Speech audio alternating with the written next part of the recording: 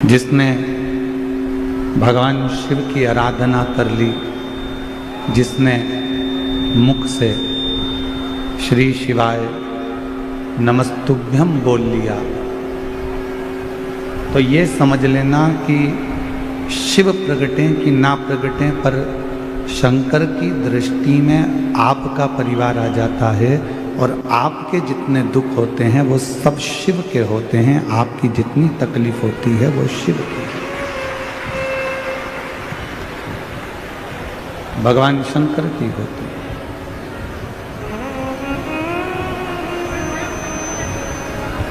इसलिए शिव की आराधना, भगवान देवाधिदेव महादेव की साधना, भगवान शंकर का भजन, भगवान शंकर का स्मरण बहुत जरूरी है। शिव नाम बहुत जरूरी है। पर वो भगवान शंकर की अविरल भक्ति, भगवान शिव का भजन, भगवान शिव का नाम जाप हमें कब फल प्रदान करता है?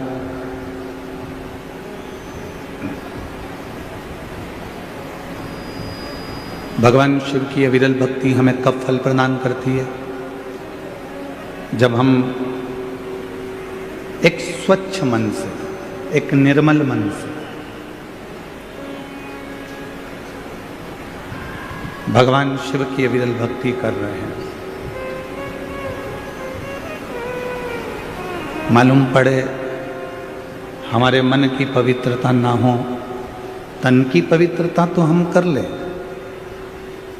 तन तो हमने साबुन से धो लिया, सर्फ लगा लिया, शैम्पू लगा लिया, तो शरीर की पवित्रता तो हो गई। पर शरीर की पवित्रता से ज्यादा जरूरी है इस आत्मा की, इस मन की पवित्रता, इस हृदय की पवित्रता, इस दिल की पवित्रता। स्पीकर बढ़ाओ, स्पीकर नहीं बढ़े हैं, स्पीकर बढ़ाओ। और जब मन की पवित्रता बढ़ती है तो भगवान शिव की शरणागति जीव को अवश्य मिलती है। रामचरितमानस में भी यही कहा, निर्मल मन सो मोहि पावा। आपका यदि मन शुद्ध है, मन की पवित्रता है, यदि आपका मन शुद्ध भाव से भगवान देवाधिदेव महादेव का भजन कर रहा है, मन शुद्ध भाव से भगवान शंकर की भक्ति कर रहा है, तो ये निश्चित है कि भगवान देवाधिदेव महादेव करुणा सागर करुणा करते जरूर हैं।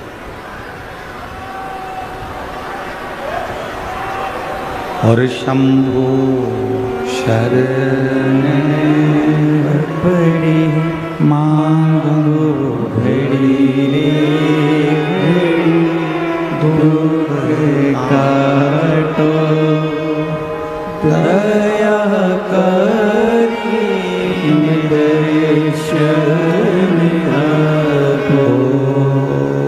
शंभु शरण पड़ी मांगो घड़ी रे घड़ी, दुख काटो दया करी दर्शन आपो।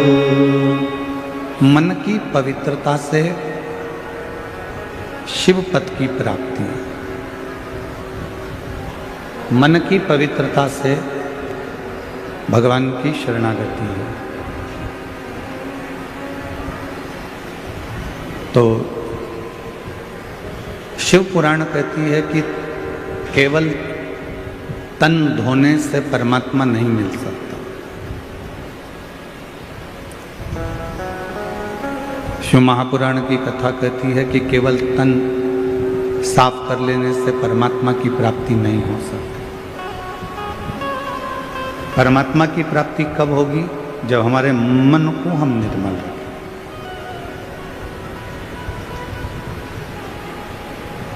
आपसे एक बात पूछें, उत्तर दीजिएगा जरा। जितनी मेरी शिरडी की जीजियाँ बैठी हैं, जितने मेरे शिरडी के जीजा बैठे हैं, उत्तर देना। घर में रोज झाड़ू लगाते हो कि नहीं लगाते? जम के तो बोलो, लगाते हो? घर में रोज बर्तन मांजते हो कि नहीं मांजते हो?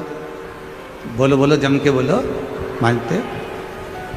जब घर में रोज झाड़ू लगा रहे हो, रोज बर्तन मांज रहे हो, अपने गिलास, अपने चाय के कप अपन स्वयं मांज लेते हैं, साफ कर लेते हैं।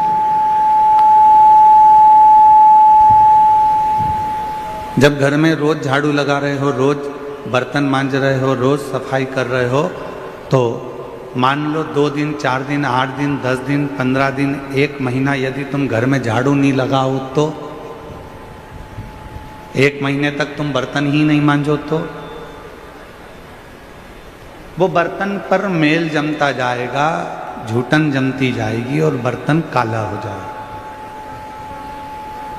जिस कमरे की रोज झाड़ू नहीं निकलती, जिस घर की रोज बुआरी नहीं निकलती, झाड़ू नहीं झाड़ते, वो कमरा एक दिन अटाला घर हो जाता है, कबाड़े का कमरा हो जाता है।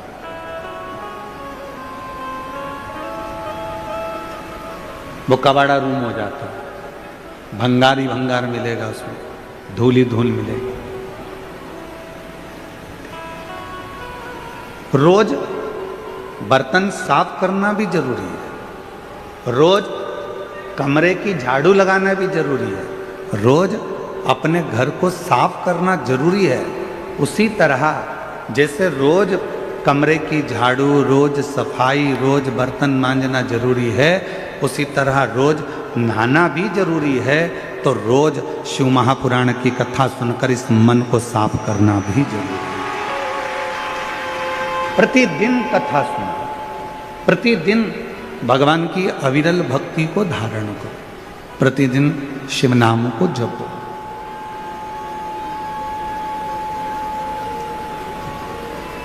और जब हम प्रतिदिन भगवान शंकर के मंत्र जाप को करते हैं, प्रतिदिन शिव नाम को जपते हैं, तो हमारा मन अपने आप साफ होते चले जाता है।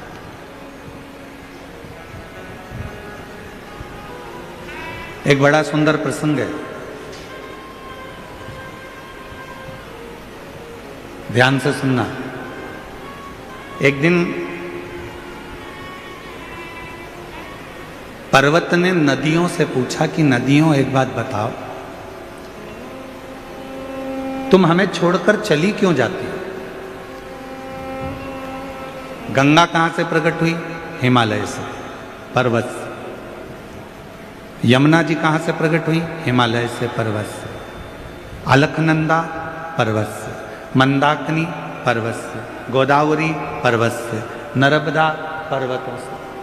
तो जितनी नदियां हैं ये सारी बड़े बड़े पहाड़ों से, पर्वतों से, हिमालय से प्रकट हुई। तो एक दिन पर्वत ने कहा, पहाड़ों ने कहा, हिमालय ने कहा, पर्वतों ने कहा कि नदी तुम हमें छोड़कर क्यों चली जाती हो? पर्वत छोड़ देती हो और भूमि पर बहती रहती है।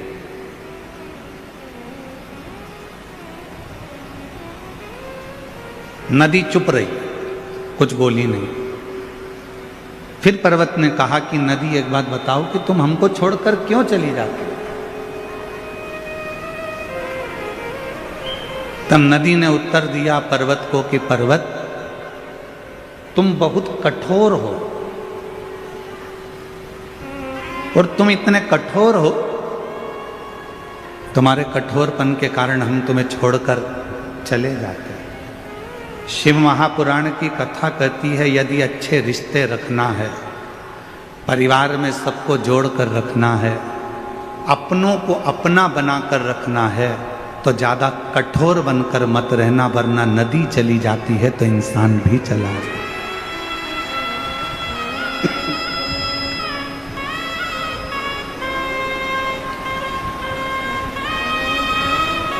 जितने कठोर रिश्ते हम, जितने कठोरपन हम रखेंगे, जितनी कठोरता हम रखेंगे, उतने हमसे रिश्ते दूर होते चले जाएंगे।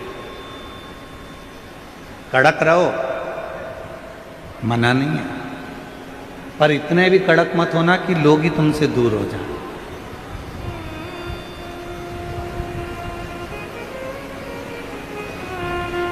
क्रोध करो, मना नहीं है, पर इतना भी क्रोध मत करना कि लोग तुमसे दूर हो जाएं।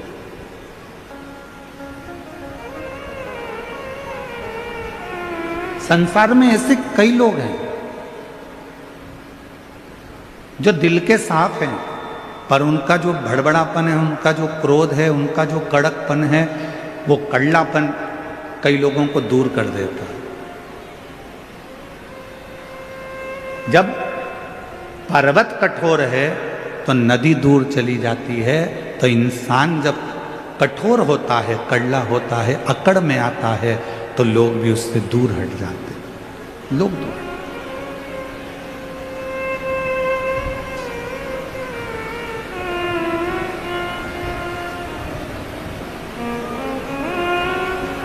मैं माननीय राधा कृष्ण विखे पाटिल जी, आपको एक बात कहना चाहूंगा। परसों की बात है और परसों जब हम आपके घर से आ रहे थे तो वहाँ बहुत सारे लोग, कोई कहीं कहीं से आए होंगे, तो इकट्ठे हो गए।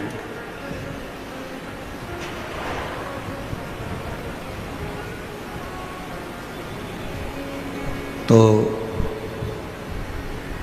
उसमें से हमने एक व्यक्ति से, और एक महिला थी उनके साथ, और एक बच्चा था। शायद बच्चा को कोई तकलीफ होगी, कोई बीमार होगा, और माँ की गोद में वो बच्चा था। वो आदमी भी, उसका पति भी वहीं पर था। तो हमने पूछा कि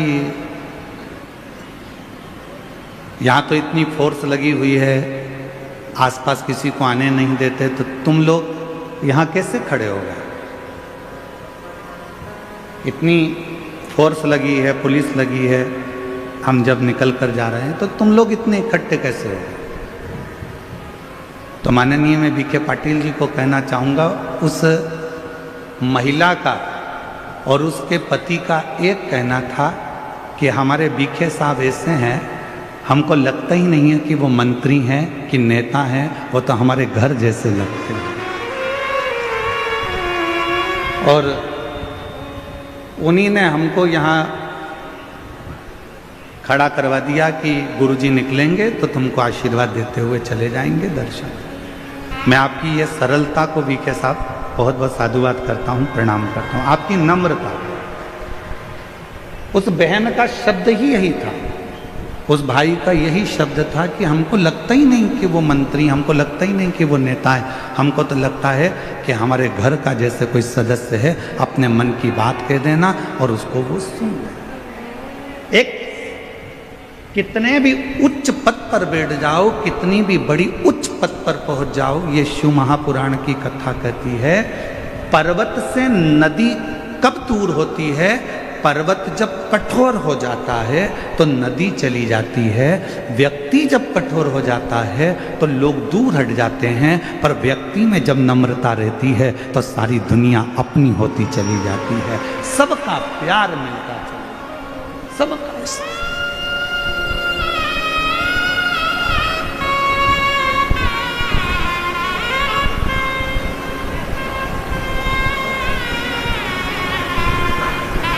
और हम भोले बाबा जी से यही प्रार्थना करते हैं, माननीय विखे पाटिल जी से, कि शिव जी की कृपा आप पर ऐसी ही बनी रहे और आपका नम्रता ऐसी ही बनी रहे। शिव जी की ऐसी करुणा, ऐसी नम्रता जीव को करीब लाती, आपके भीतर की सरलता शिव को करीब लेकर आती। हमने ऑनलाइन कथा में एक बात कही थी जलगांव से कि शिव को पाने का सबसे सुंदर तरीका कौन सा है? तो जलगांव की कथा में कहा था शंकर जी को पाने का सबसे सुंदर तरीका है अपनी वाणी का प्रयोग करो, शिव को पुकारो।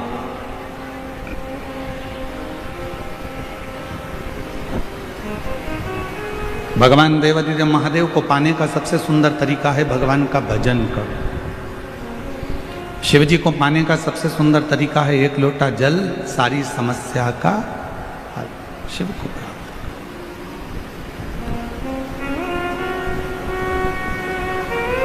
दो परीक्षा होती है,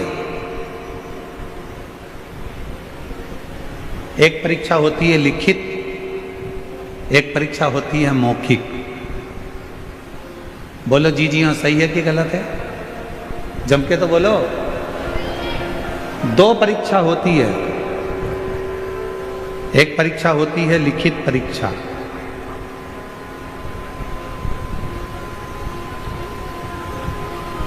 और दूसरी परीक्षा होती है मौखिक परीक्षा।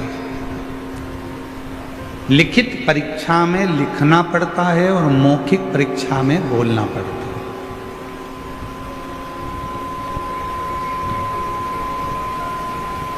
लिखित परीक्षा में नकल हो सकती है, लिखने वाली परीक्षा में आप थोड़ी बहुत नकल कर सकते हो, नकल हो सकती है, पर मौखिक परीक्षा में नकल नहीं होती, उसमें तो आपको सामने बैठकर बोलना पड़ता है। मौखिक है।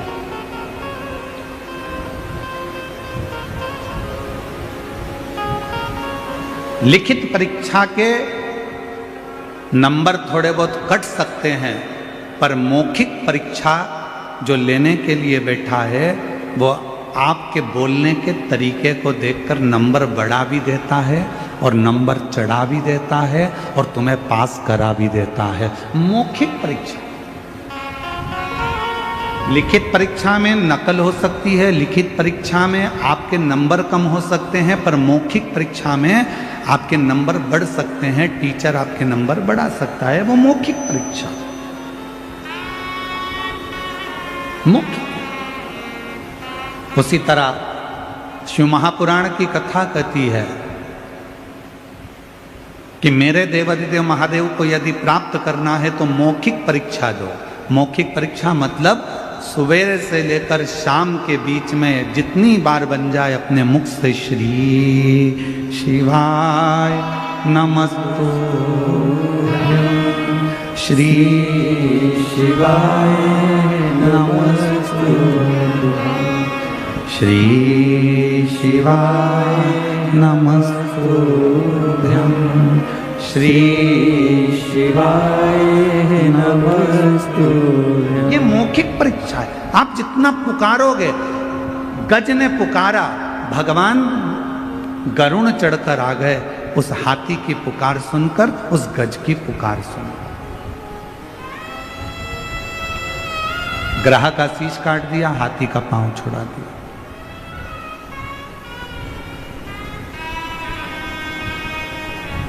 एक चींटी भी अगर पुकारती है, भगवान दौड़ कर आते हैं।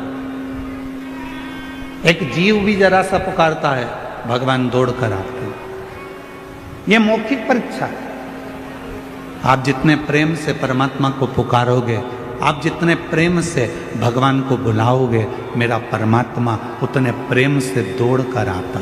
जब आप और हम शिव महापुराण की कथा को सुनते हैं, भगवान शंकर की कथा को श्रवण करते हैं और कथा सुनने के बीच में बैठकर श्री शिवाय नमस्तुभ्यं जब आंख बंद कर कर, नेत्र बंद कर कर, हाथ जोड़कर जब हम शिव का मंत्र उच्चारण करते हैं और बाद में जब अपने दिल की बात कहते हैं, तो मेरा शंकर भगवान वो 3 महीने में पूर्ण कर ही देता है। ये पुकार है, ये पुकार।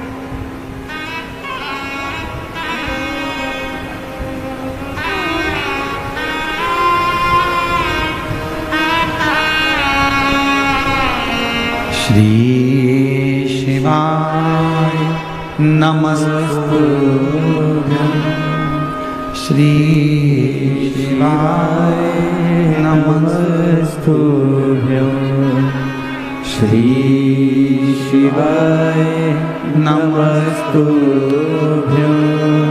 श्री शिवाय नमस्तुभ्यं श्री शिवाय नमस्तुभ्यं श्री शिवाय नमस्तुभ्यं। जब आप और हम दिल से जब उसको पुकारें, उसको बुलाएं और उसको अपने दिल का हाल सुनाएं, अपने मन से कुछ उसको कहकर सुनाएं, तो वो सुनता है।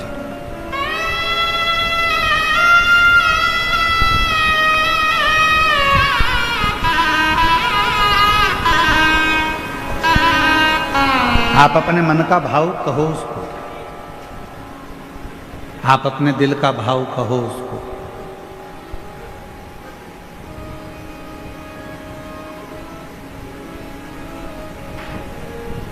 केवल टाइम बर्बाद करने के लिए शिव महापुराण की कथा में बिल्कुल मत जाओ। अपना समय बर्बाद करने के लिए शिव महापुराण की कथा में बिल्कुल मत जाना। यदि आए हो, पंडाल में जगह नहीं है, बाहर जहाँ छांव मिल जाए वहाँ बैठकर जितनी देर की कथा मिल जाए उतनी देर की सुनना। जब उठकर जाओ वहाँ से आरती हो जाए, वहाँ की भूमि को नमन करना, मिट्टी को अपने सिर पर लगाना, प्रणाम करना, प्रार्थना करना, बाबा बड़ी आस लेकर आया हूँ तेरे दरवाजे पर, मेरी ये कामना है बाबा पूर्ण करना। 3 महीने में मेरा भी पत्र व्यासपीठ पर पहुँचे, ऐसी कृपा करना बाबा। उससे प्रार्थना होती होंगी तुम्हारे क्षेत्र में। शिरडी तो पवित्र नगरी है, शिरडी में तो बहुत कथाएं होती होंगी, बहुत कथावाचक आते होंगे, बहुत बड़े बड़े आयोजन होते होंगे, बहुत बड़े बड़े फंक्शन होते होंगे। हम मानते हैं जितने भी आयोजन होते हों हम उन सबको नमन करते हैं, प्रणाम करते हैं, दंडवत करते हैं। बहुत बड़े बड़े वक्ता भी आते होंगे, श्रोता भी आते होंगे, हम उन सब के चरणों को नमन करते हैं। बहुत बड़ी बड़ी कथा भी होती होगी, हम उन सब के चरणों को नमन करते हैं। पर ये शिव महापुराण की कथा केवल कथा नहीं है, आप इसको कथा समझो ही मत। ये 5 दिन की कथा चौथे दिन में चल रही है। कल सुबह 8 बजे से 11 बजे तक इस पंडाल में कथा हो जाएगी। टीवी पर 1 बजे से 4 बजे तक लोग देख लेंगे। 11 बजे यहाँ कथा होने के बाद सब अपने अपने घर को चले जाएंगे। इसको कथा मत समझो कि तुम कथा में आकर बैठे हो। शिरडी क्षेत्र में ढेरों कथा होती होगी, बड़ी बड़ी कथा होती होगी, हम मना नहीं करेंगे। जितने वक्ता, जितने श्रोता, सबको नमन करते हैं क्योंकि धर्म नगरी है शिरडी, हम उसको प्रणाम करते हैं। पर कोई कहे कि ये शिव महापुराण की कथा है, नहीं भाई, ये 5 दिन मेरे शंकर जी से अपने दिल की बात कहने के लिए एक बेटा और बेटी अपने बाप के पास आते हैं और अपने पिता से कहकर जाते हैं।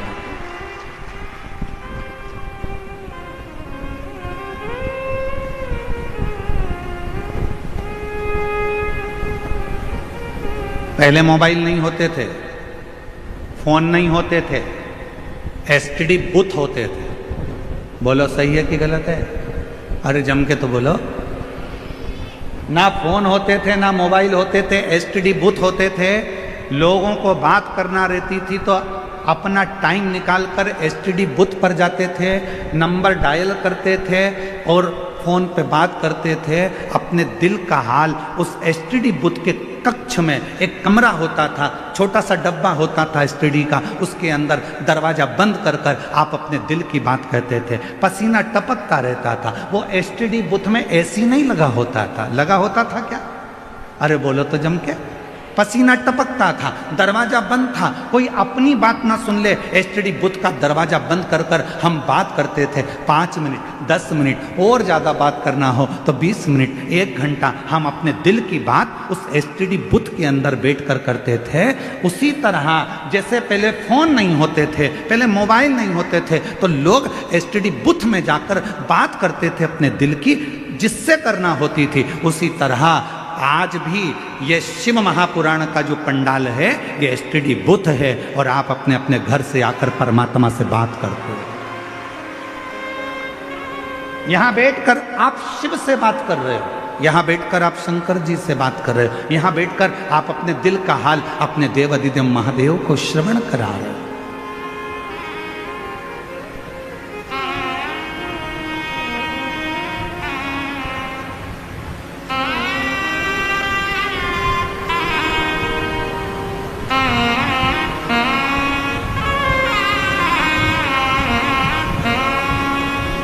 कई बच्चे कहते हैं गुरुजी आप चले जाते हो तब आपकी बहुत याद आती है, हम आपको बहुत मिस करते हैं। हम कहते काय को मिस करते हो, हम कहीं थोड़ी ना चले गए। यदि आपने शिव महापुराण की कथा को श्रवण करा है तो तुम्हारे कानों के माध्यम से हम तुम्हारे हृदय में हमेशा बैठे हैं।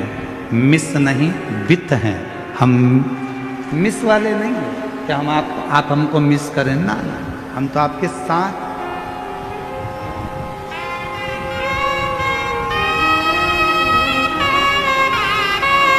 और मैंने तेरे ही भरोसे बाबा, तेरे ही भरोसे हवा बिच उड़ती जावांगी बाबा, डोर तो छड़ी में कटी जावांगी।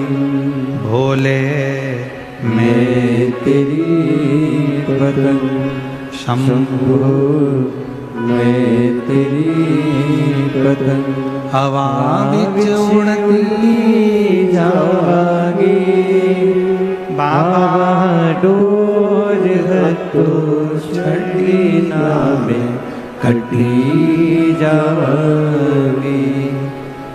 आप शिव से बात करने के लिए, यहां केवल कथा सुनने के लिए नहीं आए।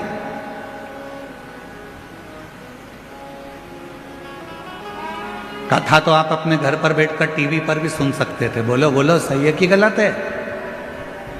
घर पर बैठते टीवी पर कथा सुन लेते, पर लाखों की संख्या में आप लोग आए हो। ये पंडाल इतने बड़े बड़े, अगर इन पंडालों को सीधा सीधा लगा दिया जाए तो लगभग 4 किलोमीटर से 5 किलोमीटर दूर तक के पंडाल हैं ये, जिसमें आप बैठे हो। अब इन पंडाल के बाहर भी लोग बैठे हुए हैं, पीछे भी लोग बैठे हुए हैं, दाएं बाएं जहां जहां लोगों को जगह मिल रही है।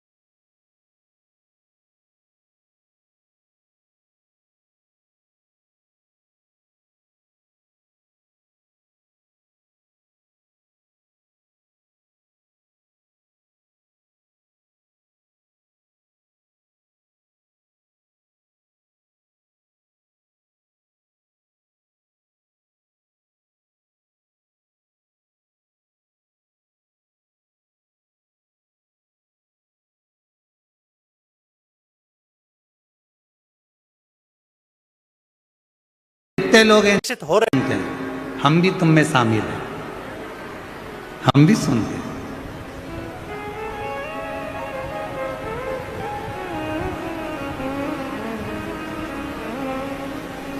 जब खुशी होती है तो गाने सुनते हैं। बोलो बोलो जम के बोलो, थोड़ा थोड़ा गुनगुना भी लेते हैं। खुशी में केवल आप और हम गाने सुनते हैं, और जब दुख आता है तो गाने सुनते हैं, पर गाने के जितने बोल होते हैं उन बोल को अपने ऊपर हम महसूस करते हैं। दुख आया, तकलीफ आई, कष्ट आया, तो गाने के जो बोल हैं उसको हम अपने ऊपर महसूस कर रहे हैं। कहीं चोट लग गई दिल में, हृदय में किसी ने धोखा दे दिया और गाने सुन रहे, दिल के अरमा आंसुओं में बह गए, तो अपने ऊपर महसूस कर रहे हैं मेरी पूरी जिंदगी बर्बाद कर दी मैंने, कितना अच्छा, कितना साथ दिया था और मेरा पूरा जीवन। उस गाने के बोल को हम अपने ऊपर महसूस कर रहे हैं।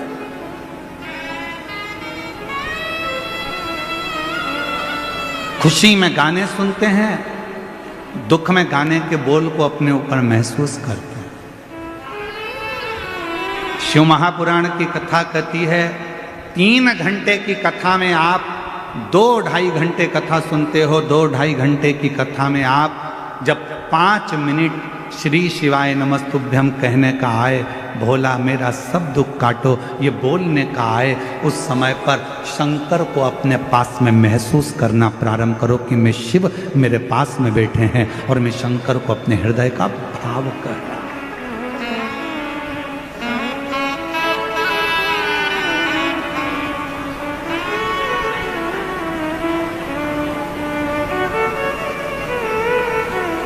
महसूस कर रहा हूं। और महादेव नमन चरणों में स्वीकार कीजिए, सबका किया है मेरा भी उद्धार कीजिए, उद्धार कीजिए, हे त्रिपुंडधारी, हे त्रिशूलधारी। भगवान शंकर को अपने दिल का भाव को, अपने मन की बात कहो, भगवान शंकर को अपने हृदय का भाव कहकर सुनो, अपने हृदय का भाव। और जब भगवान देवाधिदेव महादेव को अपने हृदय का भाव कहोगे तो वो स्वीकार करें, स्वीकार। केवल इसको शिव महापुराण की कथा मत करो,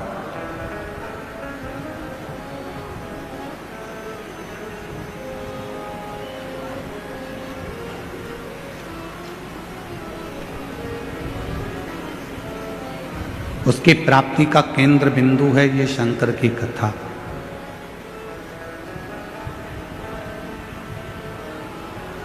पहले कथा में कहा हेलीपैड देखकर हेलीकॉप्टर नीचे उतर जाता है।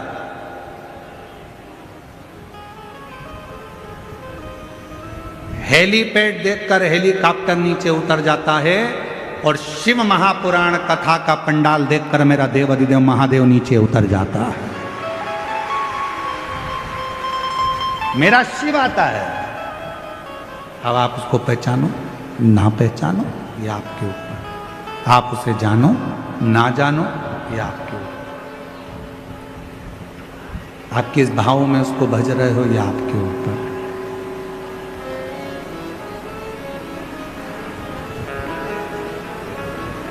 शिव कथा कह रही है। एक बार मां पार्वती जी भगवान शंकर जी को लेकर अपने पिता हिमालय राज्य से मिलने के लिए गए।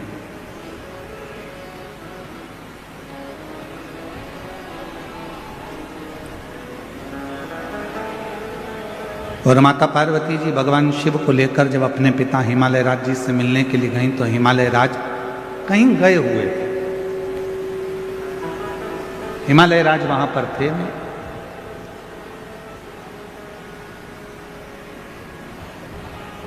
पार्वती जी अपनी मां मीनावती के पास पहुंची और मां मीनावती की गोद में सिर रखकर मां पार्वती जी लेट गई।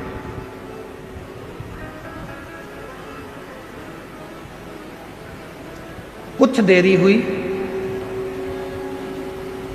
और कुछ देरी के बाद हिमालय राज आ गए और हिमालय राज जैसे ही आए तो पार्वती जी उनसे जाकर गले लगे। शिव महापुराण की कथा कहती है बेटा मां को प्रिय होता है और बेटी बाप को प्रिय होती है। बेटी की प्रियता बाप को,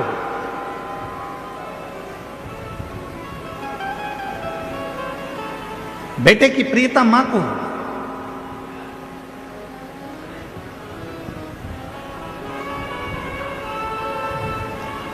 अगर बेटे को कुछ चाहिए होगा ना तो सबसे पहले वो अपनी मम्मी से कहेगा, मम्मा आई 500 रुपए की जरूरत है, आई पापा से कहना दिलाना, भाऊ से बोलना 500 रुपए दे। बेटे को जरूरत होती है तो वो अपनी माँ से कहता है, और बेटी को किसी भी चीज की जरूरत होती है सबसे पहले अगर बेटी बोलती है तो अपने पापा से कहती है, पापा ऐसी बात है, मुझे पढ़ाई करना है, इस कॉलेज में जाना है, इस स्कूल में जाना है, मुझे ऐसा करना है, मुझे ये कोचिंग करना है, मुझे ये करना है। उसकी प्रियता उसके पिता से।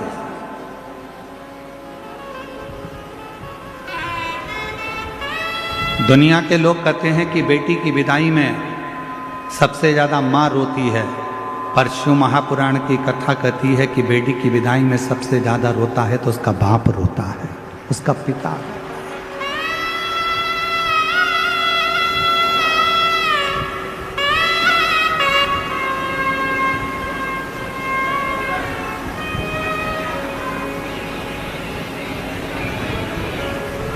दुनिया का एक दान सबसे विचित्र दान है और वो है कन्यादान। दुनिया का एक दान सबसे विचित्र दान है और वो है कन्यादान। एक बाप अपने दिल की, अपने घर की सारी खुशियां दूसरे के हाथ में दान दे देता है, अपनी बेटी का दान कर देता है।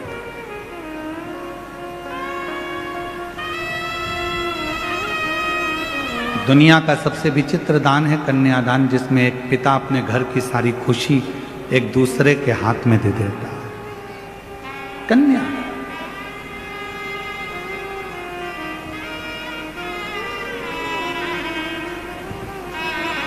दान देने वाले ने तो दे दिया, पर दान लेने वाले ने उसको समझा कि नहीं समझा ये पता नहीं। जितने बैठे हो सकता है हमारी बात का आपको बुरा लग जाए, और लग जाए तो लग जाए, पर शिरडी में कहकर जरूर जाऊंगा। जितने बैठे हो और जितने आस्था चैनल पर कथा श्रवण कर रहे हो, जितने फेसबुक यूट्यूब पर सुन रहे हो, जितने सोशल मीडिया पर कथा सुन रहे हो सकता है हमारी बात का आपको बुरा लग जाए, पर कहूंगा जरूर। देने वाला व्यक्ति देता है और लेने वाला व्यक्ति लेता है। लेने वाले ने लिया, देने वाले ने दिया। देने वाले को मालूम है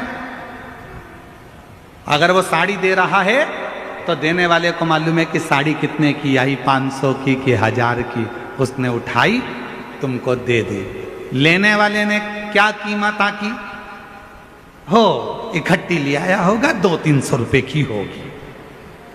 बोलो बोलो, सही है कि गलत है?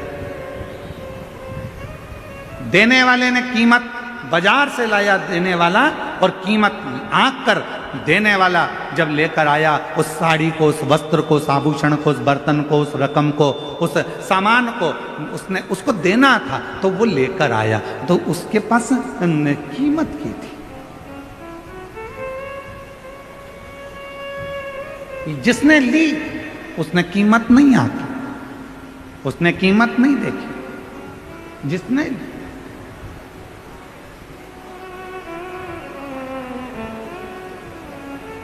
शादी में कौन कौन गया है? किसी की शादी में गए हो कभी? अरे हाथ तो उठाओ जरा। गए हो सब लोग शादी में? अगर शादी में गए होगे तो लिफाफे में पैसे डाले थे? अरे बोलो तो जम के। डाले थे? ठीक है। लिफाफा कितने का आया था? 2 रुपए का? 5 रुपए का? पैसे का तो आया था कि नहीं आया था, ये बताओ पहले तो। 2-5 रुपए का लिफाफा आया होगा, तुमने उसमें 500-1000 रुपए डाले होंगे, पॉकेट में तुमने पैसे डालकर शादी वाले को दिए होंगे। तुमने वो लिफाफा 5 रुपए का खरीदा, सुंदर से सुंदर खरीदा कि अपने रिश्तेदार की शादी है, अच्छा दूंगा। 5 रुपए का लिफाफा खरीदा और तुमने उसमें 1000-2000 रुपए रखकर दिए। अब लेने वाले ने तो केवल अंदर से जो 1100 रुपए थे, 500 रुपए थे, वो निकाले और उस लिफाफे को उठाकर फेंक दिया। उसने उसकी कीमत समझी क्या? उसने उसकी कीमत जानी क्या? देने वाले को मालूम है कि कीमत कितनी है,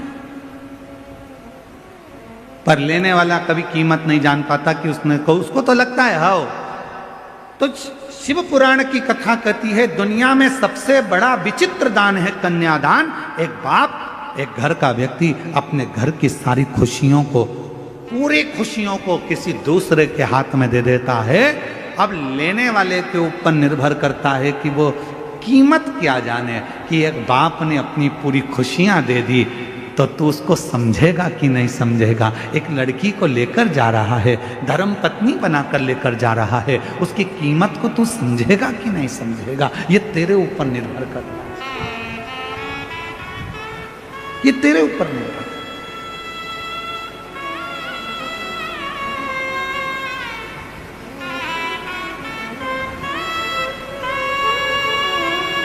पार्वती जी माँ की गोद में सिर रखकर सो रही थी और माता पार्वती जी जब अपनी माँ मैनावती की गोद में सिर रखकर सो रही थी, पिताजी हिमालय राज का आगमन हो गया। और जैसे ही हिमालय राज का आगमन हुआ तो पार्वती जी दौड़ पड़ी, अपने पिता से गले लगने के लिए दौड़ी माँ पार्वती।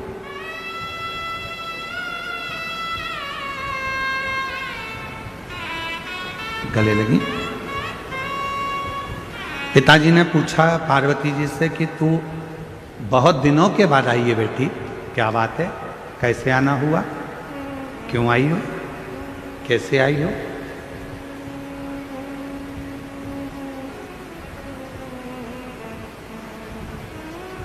दुनिया में केवल एक बेटी ऐसी होती है जो अपने बाप के चेहरे को देखकर पहचान जाती है कि पापा को तकलीफ क्या है।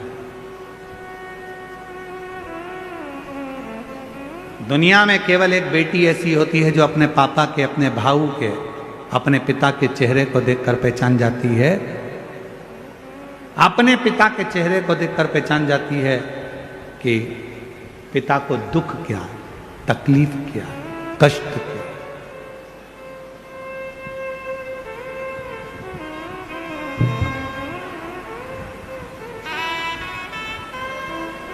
पिता को देखकर समझ जाते हैं।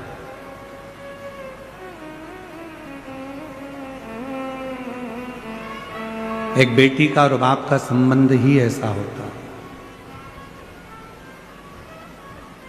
बेटी बाप का चेहरा देखकर पहचान जाती है कि पापा को तकलीफ क्या है, और बाप फोन पर भी अगर बात करेगा ना बेटी से तो समझ जाएगा कि मेरी बेटी को तकलीफ क्या है। ये संबंध है, एक पिता का और पुत्री का संबंध, एक बाप और बेटी का संबंध। समझ जाए। बस जैसे एक पिता अपनी बेटी के मुख से शब्द सुनकर समझ जाता है कि इसको तकलीफ क्या है, एक बेटी अपने बाप का चेहरा देखकर समझ जाती है कि तकलीफ क्या है। उसी तरह जब तुम एक लोटा जल लेकर देवाधिदेव महादेव को चढ़ाने के लिए जाते हो, तुम मंदिर की सीढ़ी चढ़ते ही हो, उतनी देर में शंकर भगवान समझ जाते हैं कि मेरी बेटी का दुख क्या है, तकलीफ क्या है, कष्ट क्या है, मेरे बेटे को तकलीफ क्या है, मेरे पुत्र को तकलीफ क्या है, मेरी बेटी को तकलीफ क्या है, वो समझ जाए।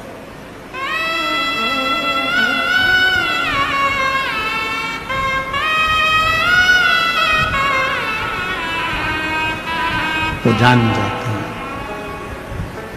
और रिश्ता तेरा मेरा सबसे प्यारा, रिश्ता तेरा मेरा सबसे प्यारा, तू मेरा बाबा मैं हूँ तेरा लाला, मैं हूँ तेरा लाला, तू मेरा बाबा मैं हूँ तेरा लाला, मैं हूँ तेरा लाला। ये संबंध शिव जान जाते, शिव पहचान। आपकी प्रार्थना से, आपके भजन से, आपके कीर्तन से, आपके मंत्र जाप से, आपके स्मरण से, आपके नाम जाप से, आपके स्मरण से, आपके कीर्तन से, आपके भजन से शिव पहचान जाते हैं कि आपको तकलीफ क्या, कष्ट क्या।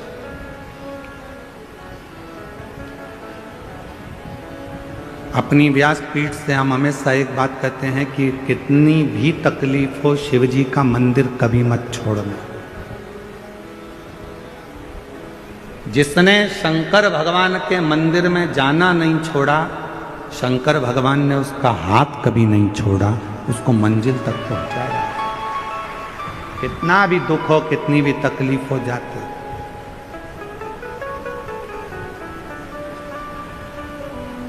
उसके दरवाजे तक जाओ। आषाढ़ी एकादशी का समय आए, आषाढ़ी एकादशी के पहले वारी निकलती है, पूरा महाराष्ट्र वारी करता है। पूरा महाराष्ट्र। अपने घर के बच्चों को प्रेरणा दो, अपने घर के बच्चों को समझाओ कि हर घर से कम एक ना एक व्यक्ति वारी के लिए, पंडरीनाथ के लिए निकलना चाहिए। क्योंकि पूरी दुनिया में, पूरे विश्व में केवल एक मंदिर है भगवान हरि विट्ठल का, जिनके मस्तक पर शंकर भगवान का शिवलिंग विराजमान है। वो पूरी दुनिया में केवल हरि विट्ठल पांडुरंगा विट्ठल नाथ। पूरी दुनिया में केवल एक देवता ऐसे हैं, हरि विट्ठल पांडुरंगा, जिनके मस्तक पर भगवान शंकर का शिवलिंग विराजमान है, जिनके सिर पर शिवलिंग है। पूरी दुनिया में कोई मंदिर नहीं मिलेगा ऐसा। इतना प्रेम भगवान हरि विट्ठल का, भगवान नारायण का। जिस समय पर भगवान सबसे पहली वारी मेरे देव अधिदेव महादेव ने कैलाश पर्वत से पंडरीनाथ तक करी थी, पंढरपुर तक करी थी, सबसे पहली वारी। प्रथम वैष्णव है भगवान शंकर, प्रथम वारी करने वाले हैं भगवान शंकर, जो कैलाश पर्वत से काशी आए और काशी से मां पार्वती को साथ में लेकर वारी करने के लिए निकले और पंडरीनाथ हरि विट्ठल पंढरपुर तक गए। जब पंढरपुर में पहुंचे, इतनी भीड़ थी पंढरपुर में कि भगवान देवाधिदेव महादेव ने विचार करा, करूं क्या? नंदी को एक ओर छोड़ दिया, गणेश जी को दरवाजे पर छोड़ दिया, पार्वती को दूर छोड़ दिया और अकेले महादेव खड़े थे। तब मेरे हरि विट्ठल, मेरे पांडुरंगा हरि विट्ठल ने देखा मेरे महादेव आए हैं, अकेले खड़े हैं। तब शंकर भगवान को लेने के लिए मेरे पांडुरंगा हरि विट्ठल दौड़ कर आ गए। शंकर भगवान को देखा हरि विट्ठल ने, तो हरि विट्ठल ने कहा, चलो प्रभु। शंकर जी कहने लगे, इतनी भीड़ अंदर कैसे जाऊंगा? तब भगवान हरि विट्ठल ने कहा, आप भीड़ में मत चलो, आप मेरे सर पर बैठ कर चलो। शंकर जी को सर पर लेकर चल दिए मेरे पांडुरंगा हरि विट्ठल। भारत की भूमि पर नहीं, पूरे विश्व में केवल एक मंदिर हरि विट्ठल पांडुरंगा का, मेरे नारायण का ऐसा है, जिनके सिर पर स्वयं शिव जी का शिवलिंग विराजमान है। शिवलिंग। और जब आप और हम विट्ठल विट्ठल कहते हैं ना, तो सबसे ज्यादा प्रसन्न कौन होते हैं? बोलो, जम के बोलो। हरि विट्ठल प्रसन्न होते हैं क्या? नहीं। जब हम विट्ठल विट्ठल विट्ठल विट्ठल विट्ठल विट्ठल पांडुरंगा विट्ठल हरि विट्ठल जब बार बार पुकारते हैं, तो सबसे ज्यादा प्रसन्न मेरे देवाधिदेव महादेव हो जाते हैं। पांडुरंगा का नाम सुन प्रसन्न हो।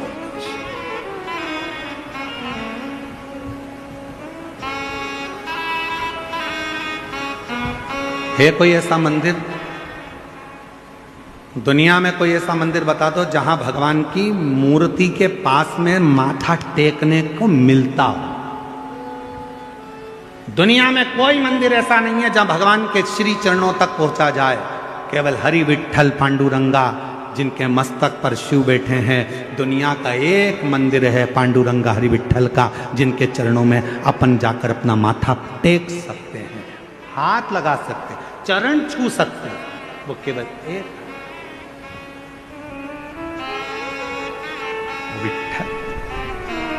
इसलिए विट्ठल विट्ठल विट्ठल जब हम पुकारते हैं तो शिव प्रसन्न, शंकर।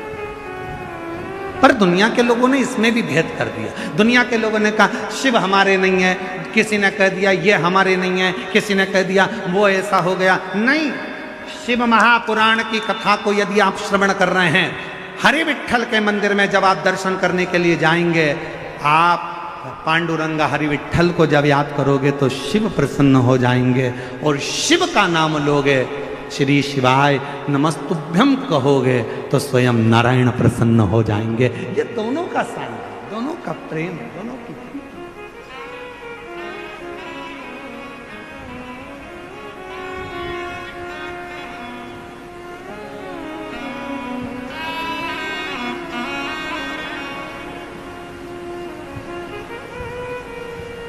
दोनों की।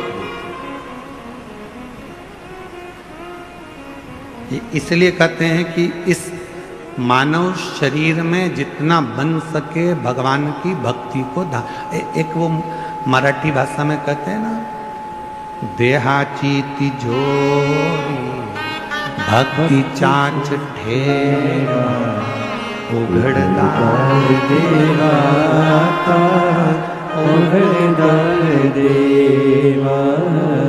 देहाची तिजोरी भक्ति चांच ठेवा उघडदार देवाता उघडदार देवा।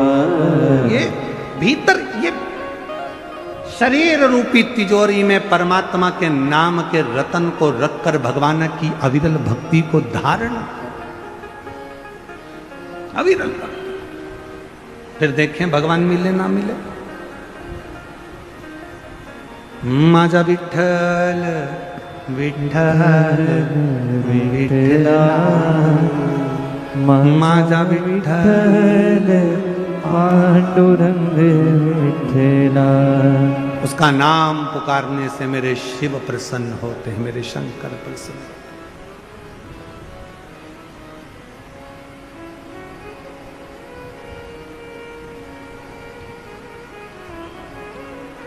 एक लाइन सुनिए आप लोगों ने कहीं पर, राधे राधे जपो चले, बोलो तो चले आएंगे बिहारी। बोलो तो जरा जम के, क्या बोलते हो? राधे राधे जपो, अरे बोलो तो चले आएंगे बिहारी। आज हम शिरडी में कहकर जा रहे हैं, विट्ठल विट्ठल जपो चले आएंगे त्रिपुरारी। दौड़ कर आए, तुम विट्ठल जपो, तुम पांडुरंगा जपो, तुम हरि विट्ठल को भजो। मेरा त्रिपुरारी, मेरा कैलाशी, मेरा अविनाशी, मेरा शिव दौड़ कर आएगा। क्योंकि शिव में और नारायण में भेद नहीं है, हरि विट्ठल में और शंकर में भेद नहीं है, दोनों एक, दोनों।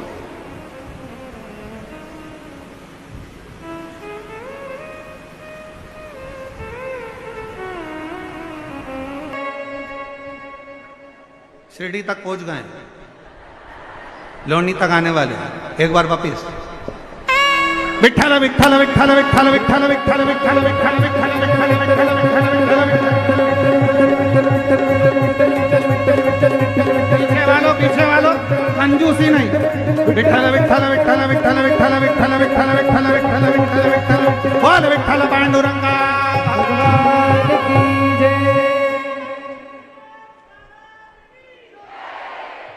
आधा किलोमीटर दूर रह गए, एक बार और बदलो तो अभी पहुंचने वाले, बिल्कुल पक्का थोड़ी देर में तो पहुंच जाए। जितने तुम्हारे पास में बैठे हैं पहले उनको खड़ा करो, इन्हीं के कारण नहीं आ रहा है। हाँ, जरा अच्छे दमदारी से एक बार चालू हो जाओ तो फिर देखो मेरे विट्ठलनाथ और मेरे त्रिपुरारी दोनों यहाँ खड़े होंगे आशीर्वाद देने के लिए सब भक्तों को। विट्ठल विट्ठल विट्ठल विट्ठल विट्ठल विट्ठल विट्ठल विट्ठल विट्ठल विट्ठल विट्ठल विट्ठल विट्ठल विट्ठल विट्ठल विट्ठल विट्ठल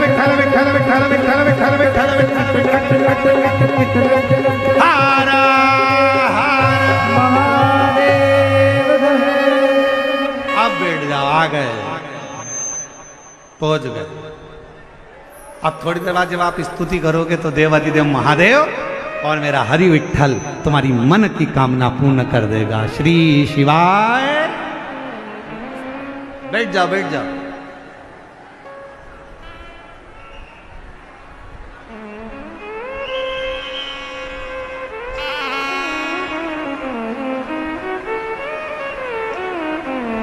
अब सही बोल, तुमचा चांगला बोला हाय। अब तुम अच्छे बोले हो, बहुत जोरदार बोले हो। विठ्ठल पांडुरंगा, विठ्ठल पांडुरंगा। दिल से बाबा को अपने मन का भाव कहिए, प्रार्थना करिए, विनय करिए, निवेदन करिए।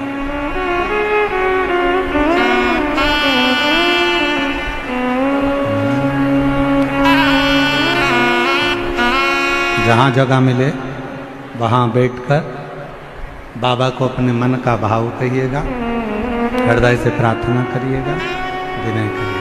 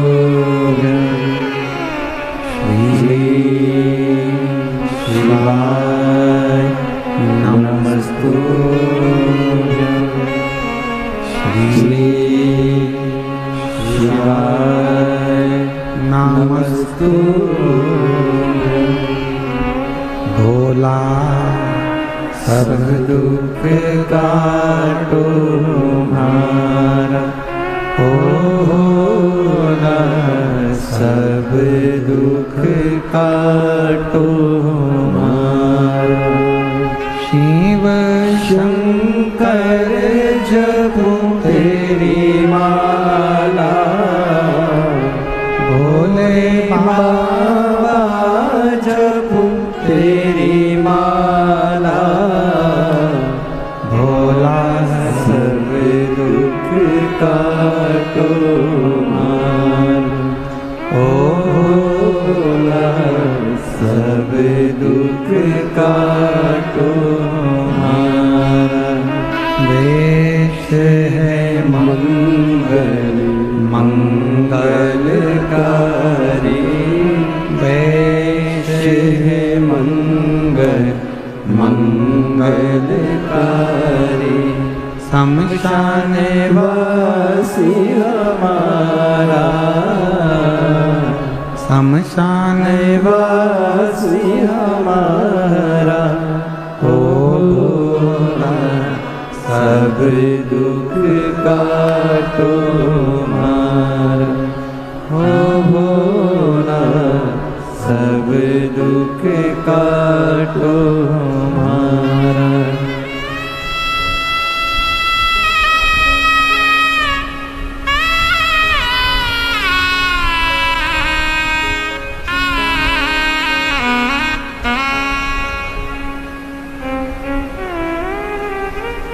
बाबा देवाधिदेव महादेव भगवान शिव, ओगड़दानी त्रिकालदर्शी कैलाशी अविनाशी भगवान शंकर की पवित्र कथा कर रहे हैं। शिव महापुराण की कथा वर्णन कर रहे हैं। माँ जगतजननी पार्वती मैया अपने पिताजी से गले लगे।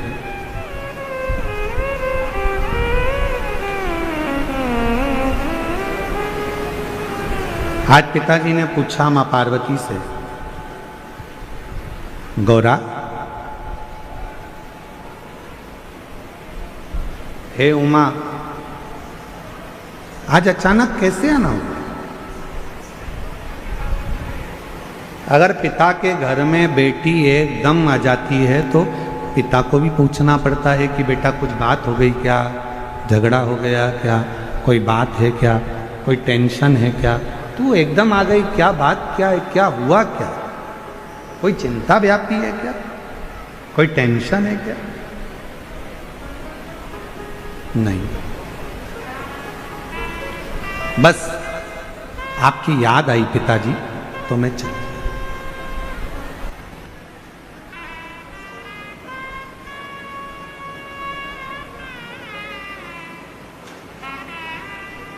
हिमालय राज ने कहा कि बेटी एक काम करो, तुम्हारी जब शादी करी थी तो बहुत सारा दहेज जो हमको तुम्हें देना था, बहुत सारा सामान, वो हम आपको दे नहीं पाए।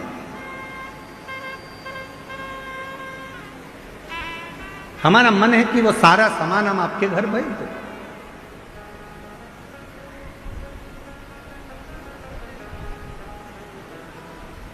माँ पार्वती जी ने अपने पिता हिमालय राज जी से कहा, पिताजी मुझे कोई सामान की जरूरत नहीं, मेरे पति के घर में सब कुछ।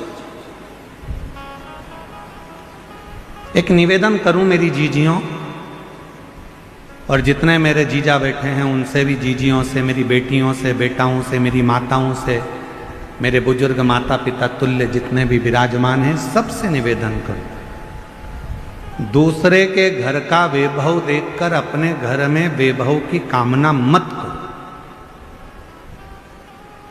दूसरे के घर की प्रॉपर्टी देखकर अपने घर में प्रॉपर्टी की कामना मत करो। दूसरे का आभूषण देखकर अपने आभूषण की कामना मत करो। भगवान से प्रार्थना करो कि मेरे घर में ये सब देना ना देना ये तेरे ऊपर है, पर सबसे पहले मेरे घर में एक दूसरे के प्रेम को देना, शांति को देना और वात्सल्य को। धन ज्यादा हो जाए,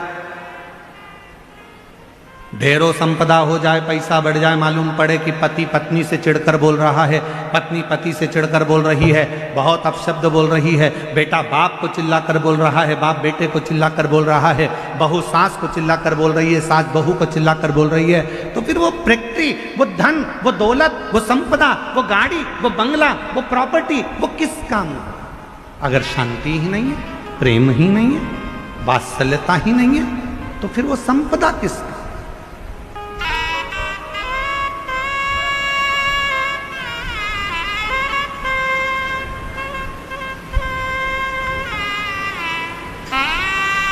कई बार लोग कहते हैं गुरुजी ये मेरा घर है, हम कहते हैं तुम्हारा नहीं है, तुम तो इसके चौकीदार हो। फिर कोई कहता है गुरुजी ये मेरी दुकान है, हम कहते हैं तुम्हारी दुकान नहीं, तुम इसके चौकीदार हो। फिर कोई कहता है गुरुजी ये मेरी जमीन है, हम कहते हैं जमीन तुम्हारी नहीं है, तुम इसके चौकीदार हो। तुम्हारे दादाजी ने संभाला, तुम्हारे पिताजी को दिया, पिताजी ने संभाला, अपने पिताजी को दिया, उन्हें संभाला, तुमको दिया, और तुम भी क्या कर रहे हो? संभाल रहे हो, चौकीदारी कर रहे हो। संभालोगे, अपनी औलाद को देखकर जाओगे, तुम्हारी औलाद क्या करेगी? संभालेगी, दूसरे को देखकर जाएगी। आपने और हमने जिंदगी में कोई काम नहीं करा, केवल चौकीदारी करी। इसलिए निवेदन है, चौकीदारी करते करते भी अपनी जिंदगी को खुश होकर जीने का प्रयास करो। ये तो सब यहीं छूटने वाला, जीवन का आनंद लेकर जाओ। 5 दिन की कथा माननीय राधा कृष्ण वीके पाटिल जी, माननीय श्री डॉक्टर सुजय वीके पाटिल जी, पाटिल परिवार द्वारा जो यहाँ आयोजित करी है, ये क्यों करी? केवल हृदय की प्रसन्नता, मन चित्त की प्रसन्नता से। और ये हम तो फिर कहेंगे, हमने जो पहले दिन कहा था आज फिर कह रहे हैं, कुछ मेरे शंकर भगवान ने कृपा करी होगी, तुमने जो सावन के महीने में 2-2 लोटा जल चढ़ाया होगा, तो शिव की कृपा से तुम्हारी शिरडी क्षेत्र में ये शिव महापुराण की कथा है। और ये उसकी उदारता से, और तेरी कृपा का क्या है भरोसा, कब किस पर हो जाए, जरा सी हम पर कर दो, जरा सी हम पर कर दो। जिस पर भी हो गई तेरी कृपा करुणा वो भव पार हुआ, भव पार हुआ। पापी हो चाहे जितना उसका भी बाबा उद्धार हुआ, उद्धार हुआ। गिद्ध अजामिन गणिका जैसे तेरे मन को भाई जरा सी हम पर कर दो। ये उसकी कृपा नहीं तो क्या। एक पत्र आया है, देखो कितना अच्छा।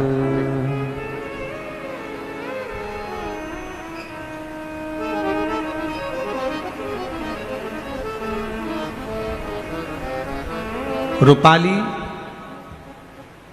गणेश, जरा पत्र में पढ़ो, टीवी चालू करो। हाँ, पत्र में पढ़ो जरा। रूपाली गणेश गिधाड़े, राहता गांव में रहती हूँ, कहीं बैठी हो तो हाथ हिला सकती हूँ। रूपाली गणेश डेस डेस डेस, राहता गांव में रहती हूँ। मेरी शादी को 12 साल हो गए थे, संतान का सुख नहीं था। हमने बहुत सारे हॉस्पिटल को गए, कुछ भी फर्क नहीं हुआ। फिर 2 महीना हुए, मेरी सहेली ने बताया कि भोले बाबा पर विश्वास रख। मेरी सहेली ने बताया कि बाबा बोल रहे थे तू एक बार आंकड़े का जड़ का उपयोग कर। मुझे एलईडी पर पत्र आ रहा है। मुझे कथा को आने को मिला नहीं। फिर मैं कथा टीवी पर देखती रही और मेरे बाबा से ऐसी प्रार्थना करी। बाबा की कृपा से 11/8/2025 को एक संतान प्राप्ति हुई। शिव की कृपा से 12 साल के बाद मुझे औलाद की प्राप्ति हुई। एक पत्र और बड़ा है।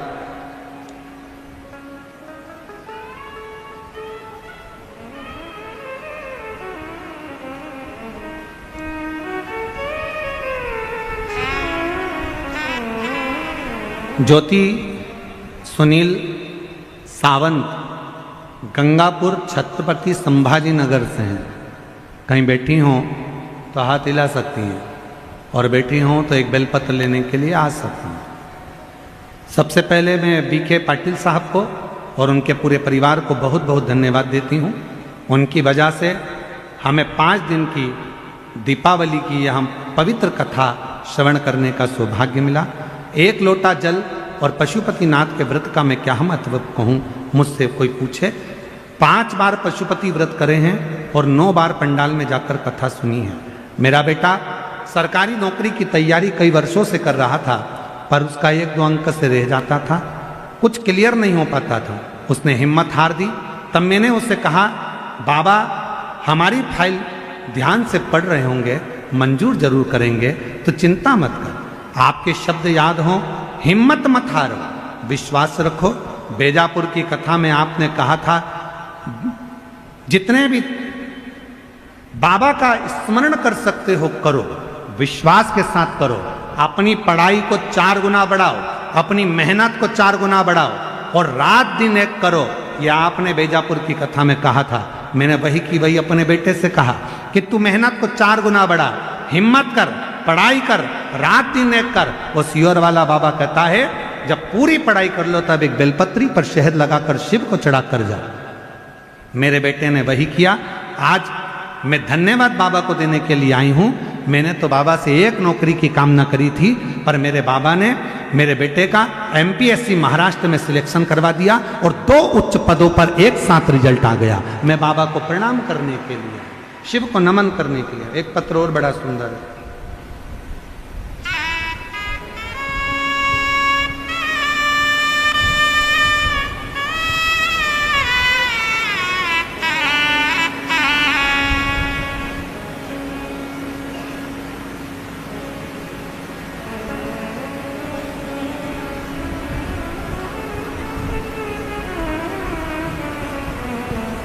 चलो नाम बोलो जल्दी से पत्र पर।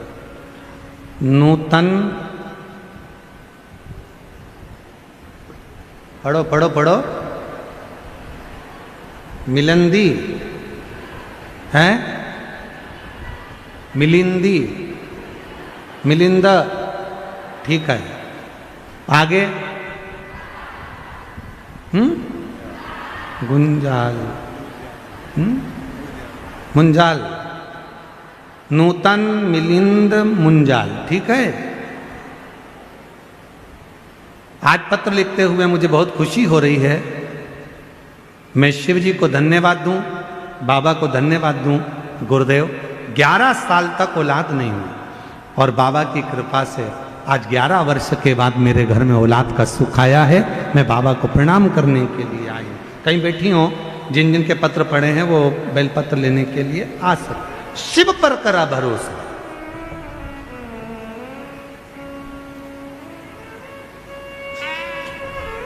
कल एक बहन जी कर रही थी, यहां से जा रहे थे जब हम, डॉक्टर साहब जब छोड़ने के लिए पीछे गए तो कहने लगे गुरुजी हमारा पत्र नहीं पड़ेगा। अब तुम जरा विचार करो, देखो पत्र देखो कितने सारे, अब इतने सारे पत्र।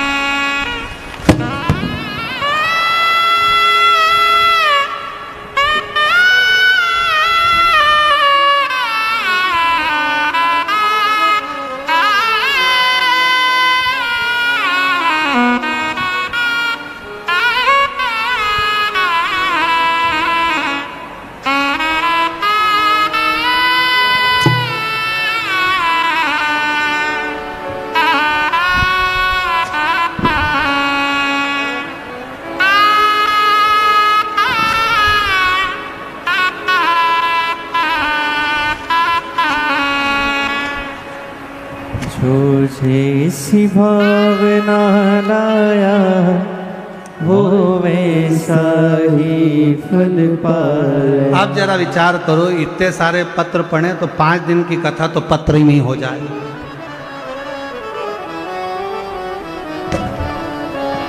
और है जो जैसी भावना लाया और ला वो वैसा ही फल पाया। नहीं खाली उसे लौटाया वो मन ही मन हर्षाया। अब बस करो, कर दिया माँ। अब इतने पत्र अगर पढ़े, गिलास दिया चाय पीने के लिए, तो इतना पत्र अगर पढ़ा जाए तो 5 दिन की कथा होना हो जाए। जो जैसी भावना लाया वो वैसा ही फल पाया। नहीं खाली उसे लौटाया वो मन ही मन हर्षाया। और कर दिया माला माल काशी वाले ने। लुटा दिया भंडार काशी वाले ने। जो जैसी भावना लेकर, जिस भाव से हम भगवान को भज रहे हैं, जिस भाव से हम भगवान को, अब इतने पत्र, वो कल दीदी कर रही थी गुरुजी हमारा पत्र नहीं पढ़ा। अब इसमें पहले छाटूं लीलाबाई का पत्र कौन सा, फिर पढ़ू।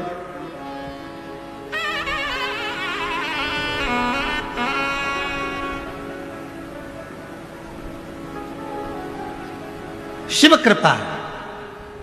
और ये सारे पत्र जितने भी है ना, इस पत्रों में एक ही चीज लिखी है, मेरे बाबा ने मेरे ऊपर ये कृपा कर दी, मेरे बाबा ने दे दिया, मेरे बाबा ने करुणा कर दी। ये उसकी उदारता है। और आज फिर कहते हैं 5 दिन की आपने जो शिव महापुराण की कथा कार्तिक के पवित्र महीने में जो श्रवण करी है, 3 महीने के अंदर आपका भी पत्र इस व्यासपीठ पर जरूर पहुंचेगा। मेरा शिव जरूर होगा, ये निश्चित जरूर। आप शुद्ध भाव से कथा का रस तत्व, जैसे मां पार्वती जी पूछ रही, मां पार्वती और खाली न जाता कोई दर से तुम्हारे, खाली न जाता कोई दर से तुम्हारे।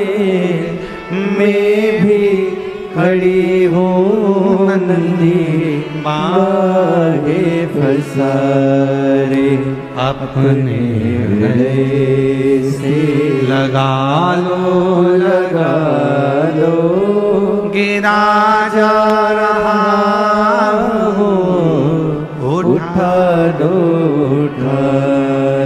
भोले अपने दर से, अब तो न टालो, गिरी जा रही हो उठा लो।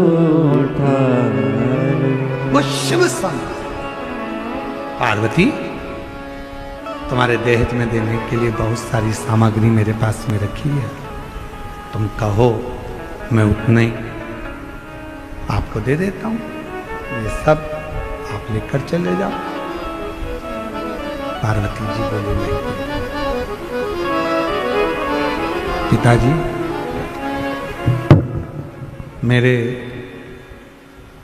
घर में सब कुछ है पिताजी, सब कुछ।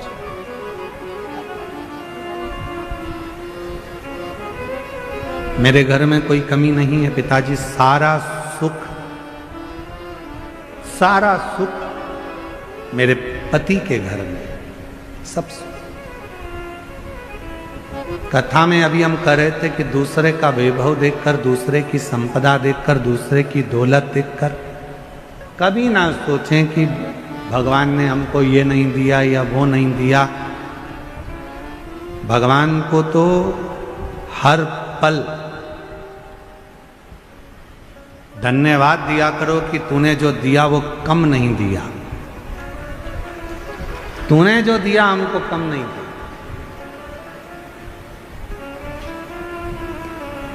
भारत देश में जन्म दिया,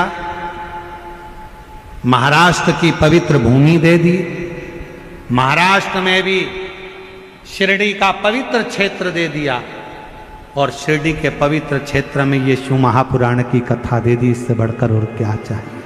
ये तेरी उदाहरण है, ये तेरी,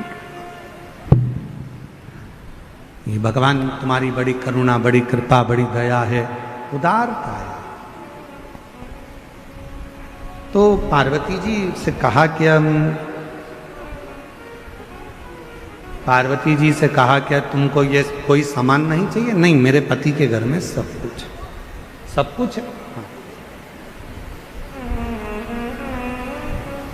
कोई सामान की कामना? हिमालय राज ने देखा कि पार्वती जी ने कहा कि मुझे किसी चीज की कामना नहीं, कोई चीज की कामना।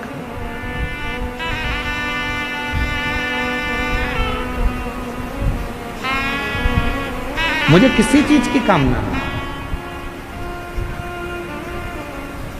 बाबा ने जो मुझे दिया है बहुत अच्छा। हमने पहले भी कथा में कहा, जो जीवन परमात्मा ने दिया है और अच्छे से जिंदगी जी रहे हो, 2 रोटी प्रेम की खा रहे हो और अलमस्त अपनी जिंदगी जी रहे हो। तुम्हारे सोने दुनिया का सबसे ज्यादा किस्मत वाला व्यक्ति कौन है?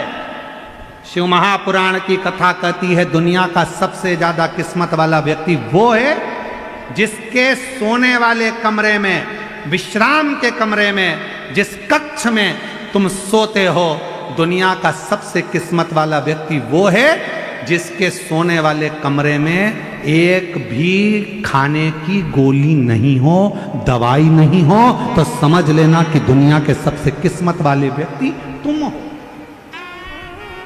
तुम्हारे सोने वाले कमरे में ये कपाट खोलो उसमें दवाई, ये कपाट खोलो उसमें दवाई, नीचे का ड्राज खोलो उसमें दवाई, इधर का ड्राज खोलो उसमें दवाई, सिर के पास बाम रखा, इधर रखा विक्स, इधर रखा सिरप, इधर रखा ये, पूरा घर अगर दवाइयों से, तुम्हारा कमरा अगर दवाइयों से भरकर रखा है, भले तुम्हारे यहाँ धन दौलत ढेर सारी हो, संपदा ढेर सारी हो, नौकर चाकर ढेर सारे हो, गाड़ी बंगला ढेर सारा हो, पर तुम्हारे सोने वाले कमरे में अगर ढेर सारी दवाई रखी है, रोज बिना दवाई के नहीं सो सकते, तो समझ लेना कि तुम किस्मत वाले नहीं हो। तुमसे ज्यादा किस्मत वाला तो एक नौकर है, चटाई बिछाता है, कंबल ओढ़ता है, चैन की नींद सोता है, सुबह उठता है, अपने काम में लग जाता है, नो टेंशन।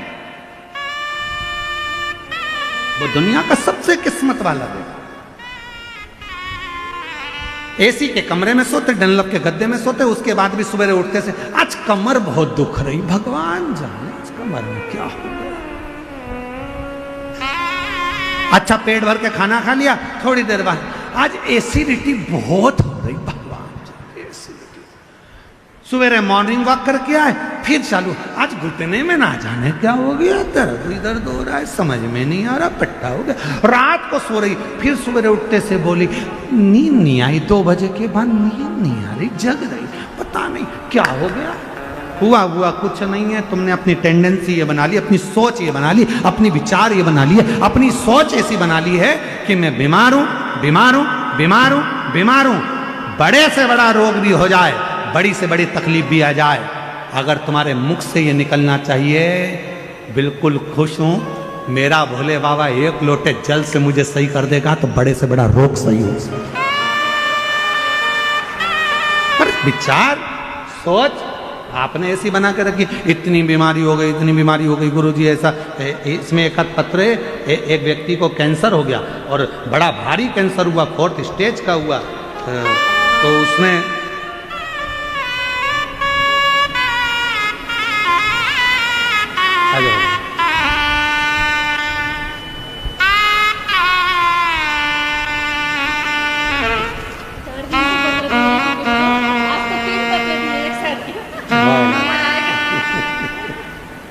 बधाई आप लोगों को।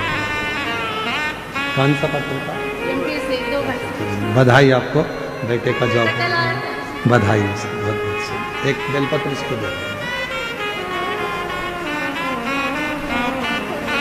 शिव कृपा।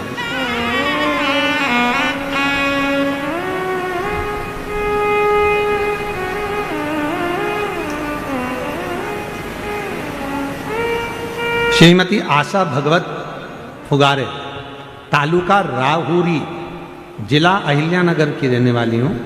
मैं श्री डॉक्टर सुजय दादा,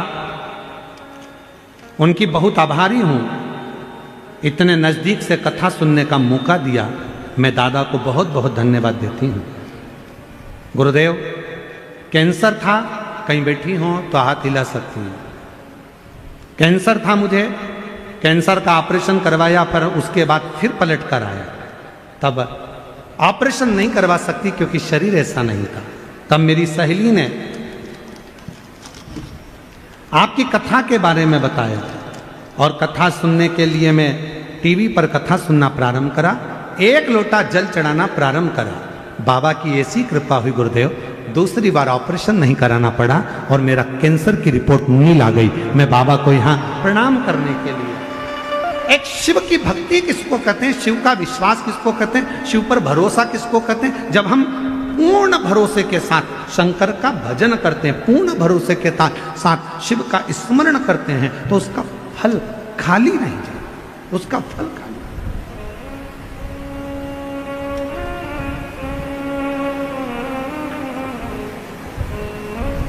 कोई सोचे मैं किस्मत वाला, मेरे पास इतना धन, मेरे पास ना ना, किस्मत किसको कहते, किस्मत वाला किसको कहते, जिसके एक भी दवाई की जरूरत ना पड़े, एकदम स्वस्थ मस्त, और दोनों हाथ आनंद के साथ हर हर महादेव, कोई चीज की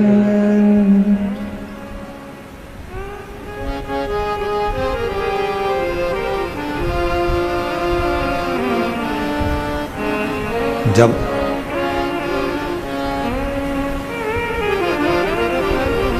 हम आप शिव पर पूर्ण आश्रित हो जाएं, पूर्ण आश्रित।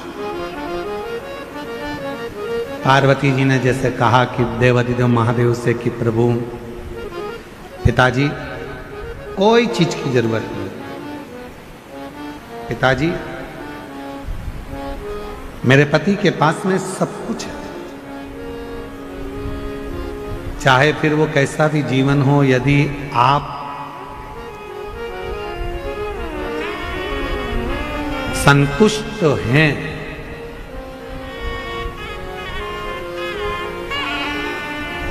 यदि आप संतुष्ट हैं तो छोटे से मकान को भी आप महल समझेंगे, छोटे से मकान। और यदि संतुष्ट नहीं है तो दुनिया की सारी खुशियां यदि आपको मिल जाए, सारा वैभव आपको मिल जाए, तो भी वो कम ही पड़े, तो भी। मेरे देवाधिदेव महादेव को देखिए, भगवान विष्णु वैकुंठ में रहते हैं, ब्रह्मा ब्रह्मलोक में रहते हैं, और मेरे देवाधिदेव महादेव इस मृत्यु लोक में रहते हैं, पृथ्वी पर।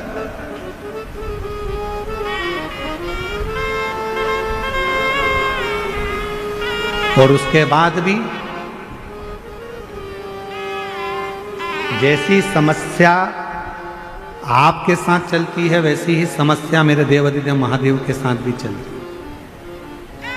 जैसी तकलीफें आपके साथ आती है, वैसी ही महादेव के साथ भी आती है। और महादेव उस तकलीफ में भी स्थिर रहना सिखा, स्थिर रहना।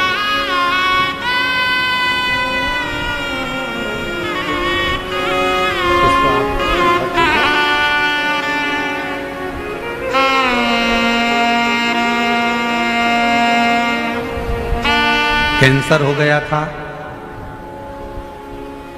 डॉक्टर ने चांस बहुत कम दिया था, पर शिव की कृपा से मंदिर में झाड़ू लगा, पोछा लगा, एक लोटा जल चढ़ाकर आज बाबा की कृपा से, शिव की कृपा से पूर्ण तरह से स्वस्थ होकर आई हैं। एक बार जोरदार ताली बजाकर साधुवाद। शिव कृपा है।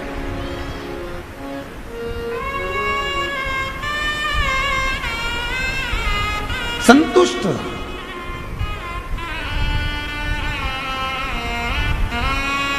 बाबा को हमेशा धन्यवाद देते रहो, तूने जो दिया वो कम नहीं दिया, तूने जो कृपा करी वो कम नहीं करी। तेरी करुणा, तेरी दया, तेरी कृपा बड़ी है, और तू जो करता है वो कम नहीं करता। शंभो कितने शंभो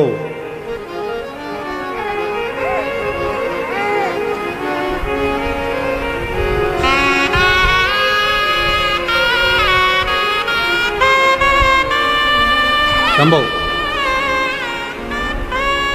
12 साल के बाद हुआ है। एक बार जोरदार ताली बजाकर स्वागत करिए। 2 महीने के हो गए हैं।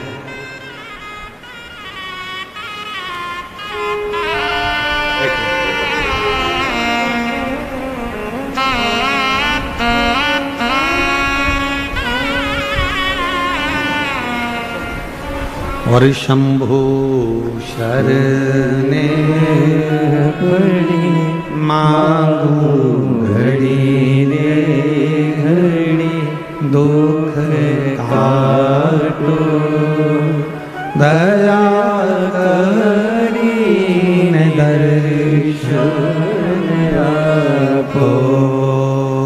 शंभु शरणे पड़ी मांगू घड़ी रे घड़ी, दुख काटो दया करी ने दर्शन आपो।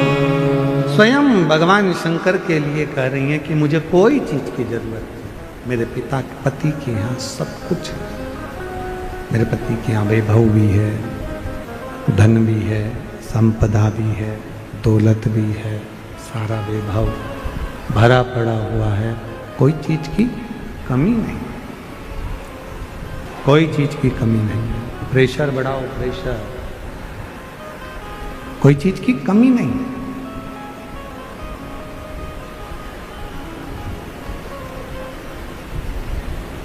चली मां अंबा अपने पिता से मिलकर देवाधिदेव महादेव के साथ वापिस कैलाश पर। देवताओं ने स्तुति करी भगवान शिव जी। आपका विवाह कराने का एक कारण था कि आपके द्वारा एक बच्चे का जन्म। तारकासुर ने एक ही वर मांगा था, मरूं तो भगवान शंकर के पुत्र के द्वारा मरूं।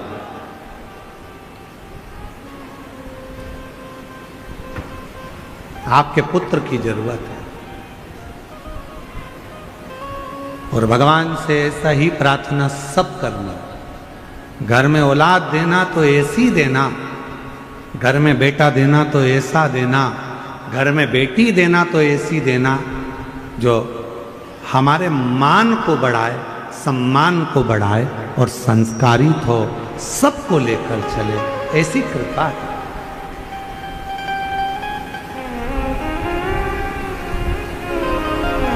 देवादिदेव महादेव एक बेटे की जरूरत है क्योंकि वही तारकासुर को मारेगा। अब तारकासुर फिर निवेदन करें कि भगवान शंकर का कोई दुश्मन नहीं है, शिव जी का कोई दुश्मन नहीं है। असुर भी हैं तो भगवान शंकर का गुणगान करते हैं, देवता हैं तो वो भी शिव जी का गुणगान करते हैं। गंधर्व, अप्सरा, किन्नर, नाग, पशु, पक्षी जो हैं सब शिव का गुणगान करते हैं। शिव के गुणगान के बिना ये रहते नहीं, सब शंकर का गुणगान करते।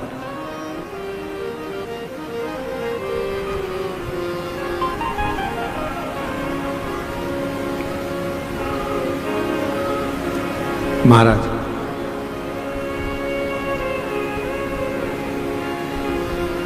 और हम तो हमेशा कहेंगे कि हर पल, हर घड़ी, हर क्षण शिव का नाम लेते रहना चाहिए। ना जाने कौन सी घड़ी ऐसी आए कि तकलीफ भोगना पड़े, उससे अच्छा है कि भगवान का नाम लेते लेते वो घड़ी निकल जाए। अभी कल की घटना है राजस्थान की।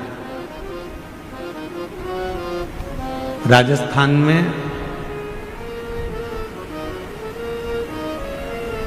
जैसलमेर से जोधपुर जा रही थी एक बस, ऐसी बस थी,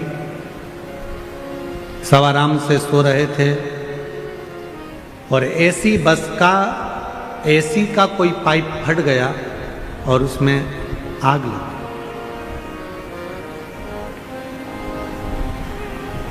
पचास से 60 यात्री उसके अंदर थे और कुछ तो शरीर में आग लगे लगाए ही निकल कर भागे, कुछ सीट पर से उठ भी नहीं पाए और कुछ निकल गए। उसमें कई लोग उसी बस के अंदर धधकती हुई बस में ही समाप्त। ये व्यासपीठ लोनी गांव से शिव महापुराण की कथा में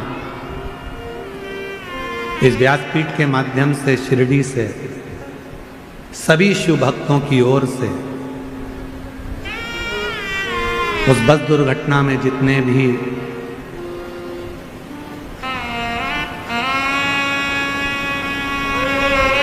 जीवों के प्राण गए हैं उनको श्रद्धांजलि अर्पित करते हैं और जो हॉस्पिटल में भर्ती हैं भगवान देवादिदेव महादेव से प्रार्थना करते हैं कि वो शीघ्र अतिशीघ्र स्वस्थ हों।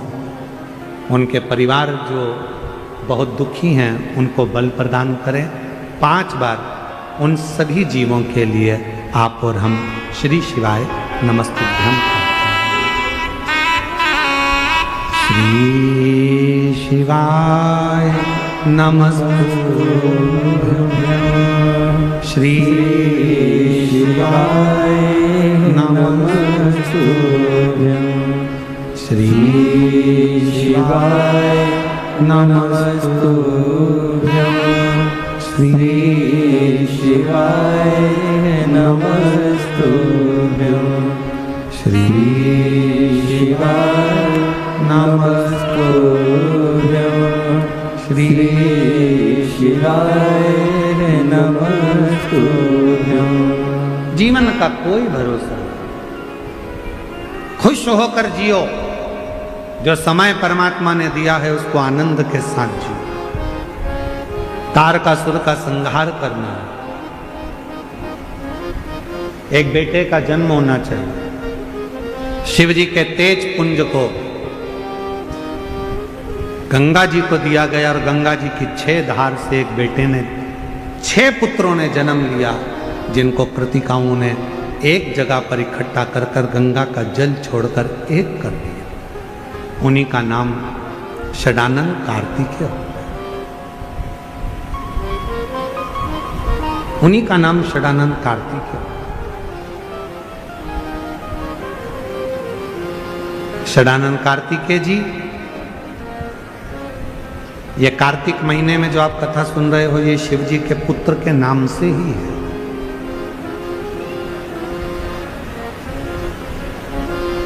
भगवान देवाधिदेव महादेव ने सूचना करी, देवताओं से कहा तुम घबराओ मती, मेरे पुत्र कार्तिकेय तारकासुर का संहार करेगा।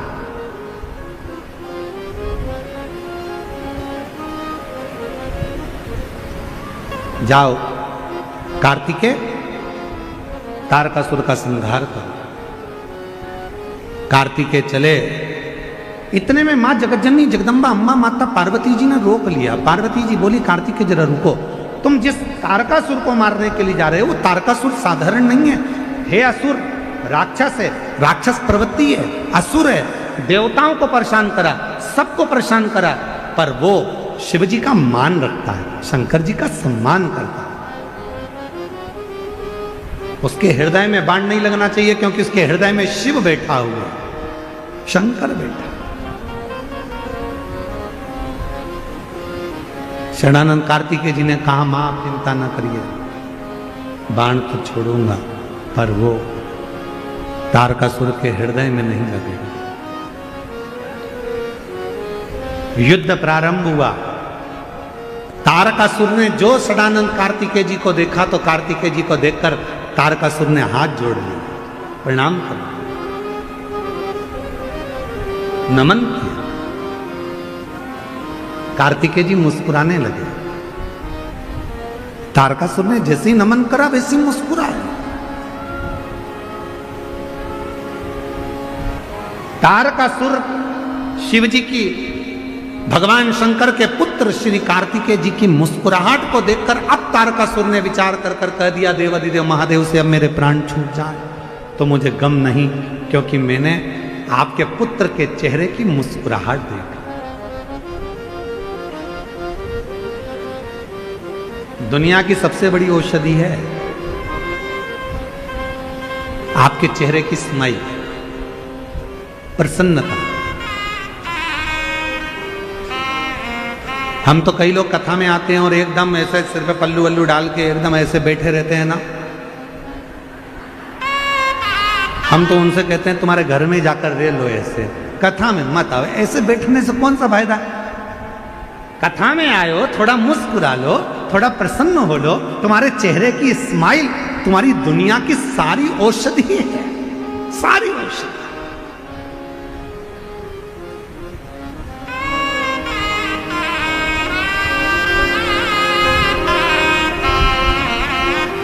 हमने कई लोगों को देखा है कि वो योगा करते हैं और योगा करने में वो सुबह सुबह ना मॉर्निंग वॉक में हा हा हा हा ऐसे हंसते हैं।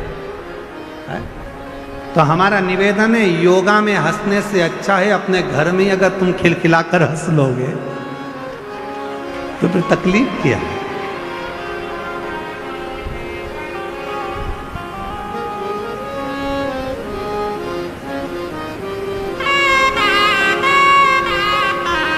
अभी हमने जलगांव में कहा था इन दांतों के लिए, क्या बोला था, इन दांतों से हंस लीजिए खिलखिला के। अभी जलगांव में कहा था इन दांतों से हंस लीजिए खिलखिला के, वरना बुढ़ापे में गिरेंगे हिल हिला के। तो क्या मतलब का खिलखिला? इसलिए इन दांतों का सदुपयोग करो। फोटो खींचते ना तो फोटो वाला भी कहता है तुम कितना भी सज धज के चले जाओ तो फोटो वाले के सामने जाकर बैठोगी ना तो वो भी कह देगा आई तुम चाहे स्माइल प्लीज। फोटो वाला भी कहता है ए आई स्माइल प्लीज। तुम फोटो वाले से क्यों, मैं तो तैयार होके आई, श्रृंगार करके आई, गजरा लगा के आई, लाली लगा के आई, नैनों में सुरमा लगा के आई, पाउडर लगा के आई, अब तो मेरा फोटो अच्छा आना चाहिए। तो फोटो वाला कह देगा आई ऐसे फोटो अच्छा नहीं आता, तुम कितना भी तैयार हो लो, फोटो वही अच्छा आता है जिसमें तुम्हारी स्माइल होती है, जिसमें तुम्हारी प्रसन्नता हो। थोड़ा मुस्कुराइए, प्रसन्न रहिए, बहुत छोटा सा जीवन है, इसको खुश होकर जियो। तारकासुर ने षडानंद कार्तिकेय जी के चेहरे की स्माइल देख ली, प्रसन्नता देखी,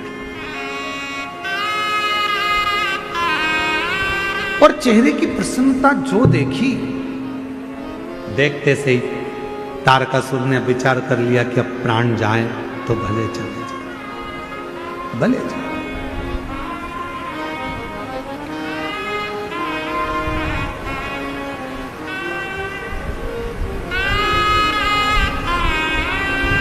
तारकासुर के प्राण छूट गए। देवताओं ने पुष्पों की वृष्टि कर दी, गंधर्व ने गान कर दिया, अप्सरा नृत्य कर दी, चारों तरफ आनंद हो गया, सुख ही सुख,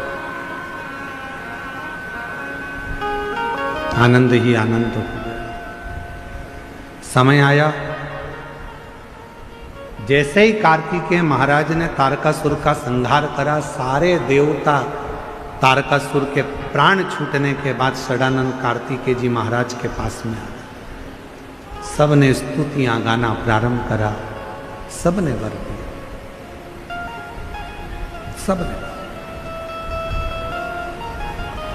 तब स्वयं भगवान विष्णु ने ब्रह्मा जी को भेजा, और ब्रह्मदेव ने भगवान षडानंद कार्तिकेय जी को देखा तो कह दिया, हे कार्तिकेय, मृत्यु लोक में जन्म लेने वाला मनुष्य आपके नाम के अंकित माह में, कार्तिक महीने में, यदि भूलवश भी एक आकाशीय दीप का दान कर देगा तो वो शिव धाम में जाने का अधिकारी बन जाएगा। ये ब्रह्मा जी का।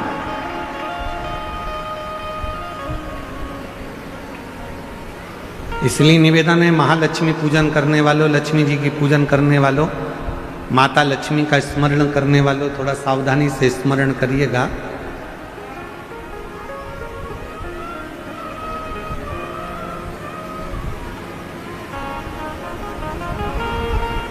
वासुकी नाग की धर्म पत्नी सतशीर्षा,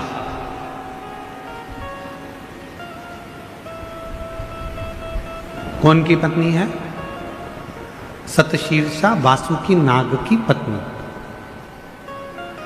सतशीर्षा। शिव जी के गले में जो नाग पड़ा रहता है, शंकर जी के गले में जो सर्प होता है, उसकी पत्नी का नाम है सतशीर्षा। बोलो जरा, नाम बोलो, आवाज नहीं आई। सतशीर्षा, ये वासुकी नाग की धर्म पत्नी है, जो शंकर जी के गले में नाग पड़ा है उसकी धर्म पत्नी।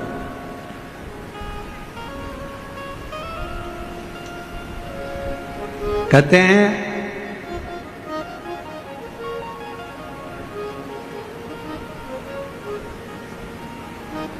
जब गर्भाशय के अंदर, पेट के अंदर या गर्भाशय के अंदर कोई गांठ पड़ जाती है, कोई गठान आ जाती है या पथरी हो जाती है, तो दुर्वा का जो दुर्वा बोलते हो, दूब बोलते हो उधर, जो हरी हरी दुर्वा होती है, गणेश जी को चढ़ती है दुर्वा, एक दुर्वा, एक बेलपत्र शिव जी के शिवलिंग पर चढ़ाकर वासुकी नाग का स्मरण कर कर सतशीर्षा माता का नाम लेकर यदि प्रातः के समय पर वो बेलपत्र और वो दुर्वा खाना प्रारंभ करा जाए तो लगभग 20 से 22 दिन लगते हैं, और गर्भाशय में कोई गठान हो, पथरी हो, तो वो धीरे धीरे गलना प्रारंभ कर देती है। सतशीर्षा नाम की इतनी महत्व है। और सतशीर्षा नाम यहां भी काम आता है, जब कोई नारी के, स्त्री के रजस्वला धर्म की कोई तकलीफ हो, नारी को रजो धर्म से जुड़ी हुई कोई प्रॉब्लम हो, रजो धर्म से जुड़ी हुई, रजस्वला धर्म से जुड़ी हुई 15 दिन 20 दिन तक रजो धर्म ही जा रहा हो, या रजो धर्म से जुड़ी हुई कोई प्रॉब्लम हो, या रजस्वला धर्म से जुड़ा हुआ कोई भी कारण हो, या पेट में दर्द हो, या तकलीफ हो, या कष्ट हो, तो केवल सतशीर्षा का नाम लेकर यदि शिवजी के शिवलिंग पर, जरा समझिएगा, जैसे ये शिवलिंग है और शिवलिंग है, सतशीर्षा का नाम लेकर अशोक सुंदरी वाली जो जगह है, यहां से जल चढ़ाते चढ़ाते शिवलिंग के चारों तरफ 7 बार यदि जल की धार लगाई जाए और उसी का जल झेलकर नंदी के पास बैठकर सतशीर्षा का नाम लेकर अगर पिया जाए तो रजो धर्म से जुड़ी हुई जितनी भी तकलीफ हो, रजस्वला धर्म से जुड़ी हुई जितनी भी तकलीफें होती हैं वो धीरे धीरे समाप्त होने लगती है। सतशीर्षा, वासुकी नाग जी की धर्मपत्नी का नाम है सतशीर्षा। शिव की बड़ी उपासक है सतशीर्षा।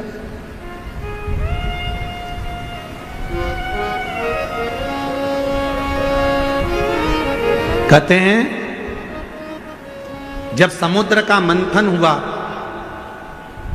देवता और राक्षसों ने मिलकर मंथन करा और वासुकी नाग की नेति बनाकर सुमेरु पर्वत की रई बनाकर जब मंथन करना प्रारंभ करा कच्छप भगवान की पीठ पर, और मंथन करते करते जब सब लक्ष्मी, माणिक, मोती, ऐरावत, अप्सरा, गंधर्व सब आनंदित, विष, अमृत सब निकल गया, तब आखिरी में जो नेति थी वासुकी नाग थे उनको ले जाकर एक कोने में डाल दिया। घिसते घिसते घिसते घिसते वासुकी नाग का पूरा शरीर बेकार हो चुका था,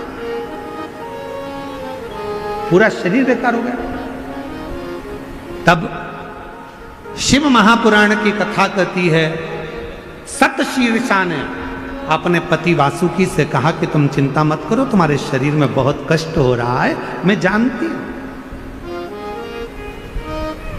मैं ये जानती हूं कि तुम्हारे शरीर में कष्ट हो रहा है, तुम चिंता मत करो।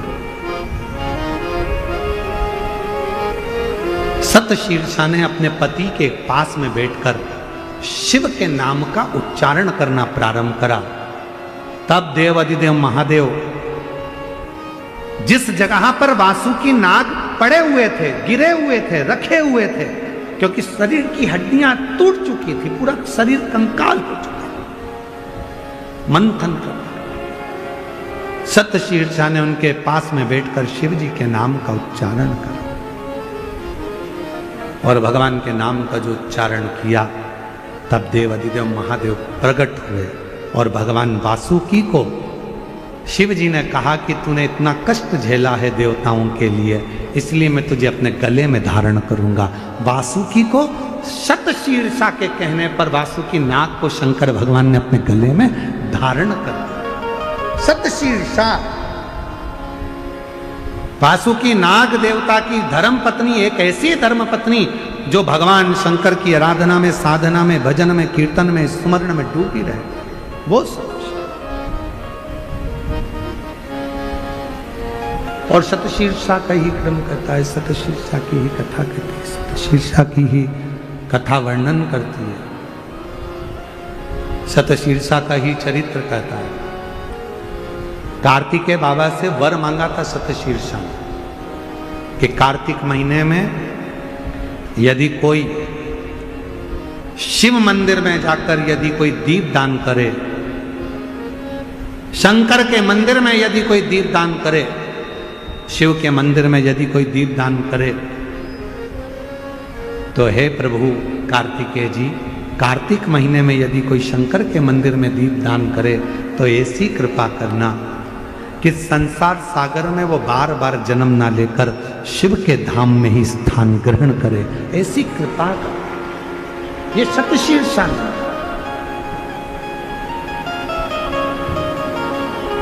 इसलिए निवेदन है कि कार्तिक महीने में भगवान विष्णु और लक्ष्मी जी का जो भाव है, जो दीप दान करता है, जो दीपक दान करता है, शिव मंदिर में जो दीप लगाता है, इसलिए हमारे यहाँ कुबेरेश्वर धाम पर 20 अक्टूबर की दिवाली है, लोग वहाँ दीप दान करने के लिए आते हैं। 21 का खजाना रहेगा, उसके बाद में फिर 25 से 29 तारीख तक 5 दिवसीय ऑनलाइन शिव महापुराण की कथा चलेगी 1 बजे से 4 बजे तक। दीपदान करने वाले पर भगवान शिव की कृपा होती है, ऐसी शिव महापुराण का वर्णन आता है। भगवान विष्णु लक्ष्मी पधार रहे हैं, जोरदार ताली बजाकर स्वागत करिए विष्णु लक्ष्मी जी का। भाव से दिल से बाबा की कथा का तत्व ग्रहण करो और अपने जीवन को सार्थक बनाइए। बहुत भाव के साथ आज कथा के चतुर्थ दिवस मतलब कथा की शिवरात्रि है। आप सभी को कथा की शिवरात्रि की बहुत बहुत बधाई। शिव कृपा आप सब पर बनी रहे। हर हर महादेव।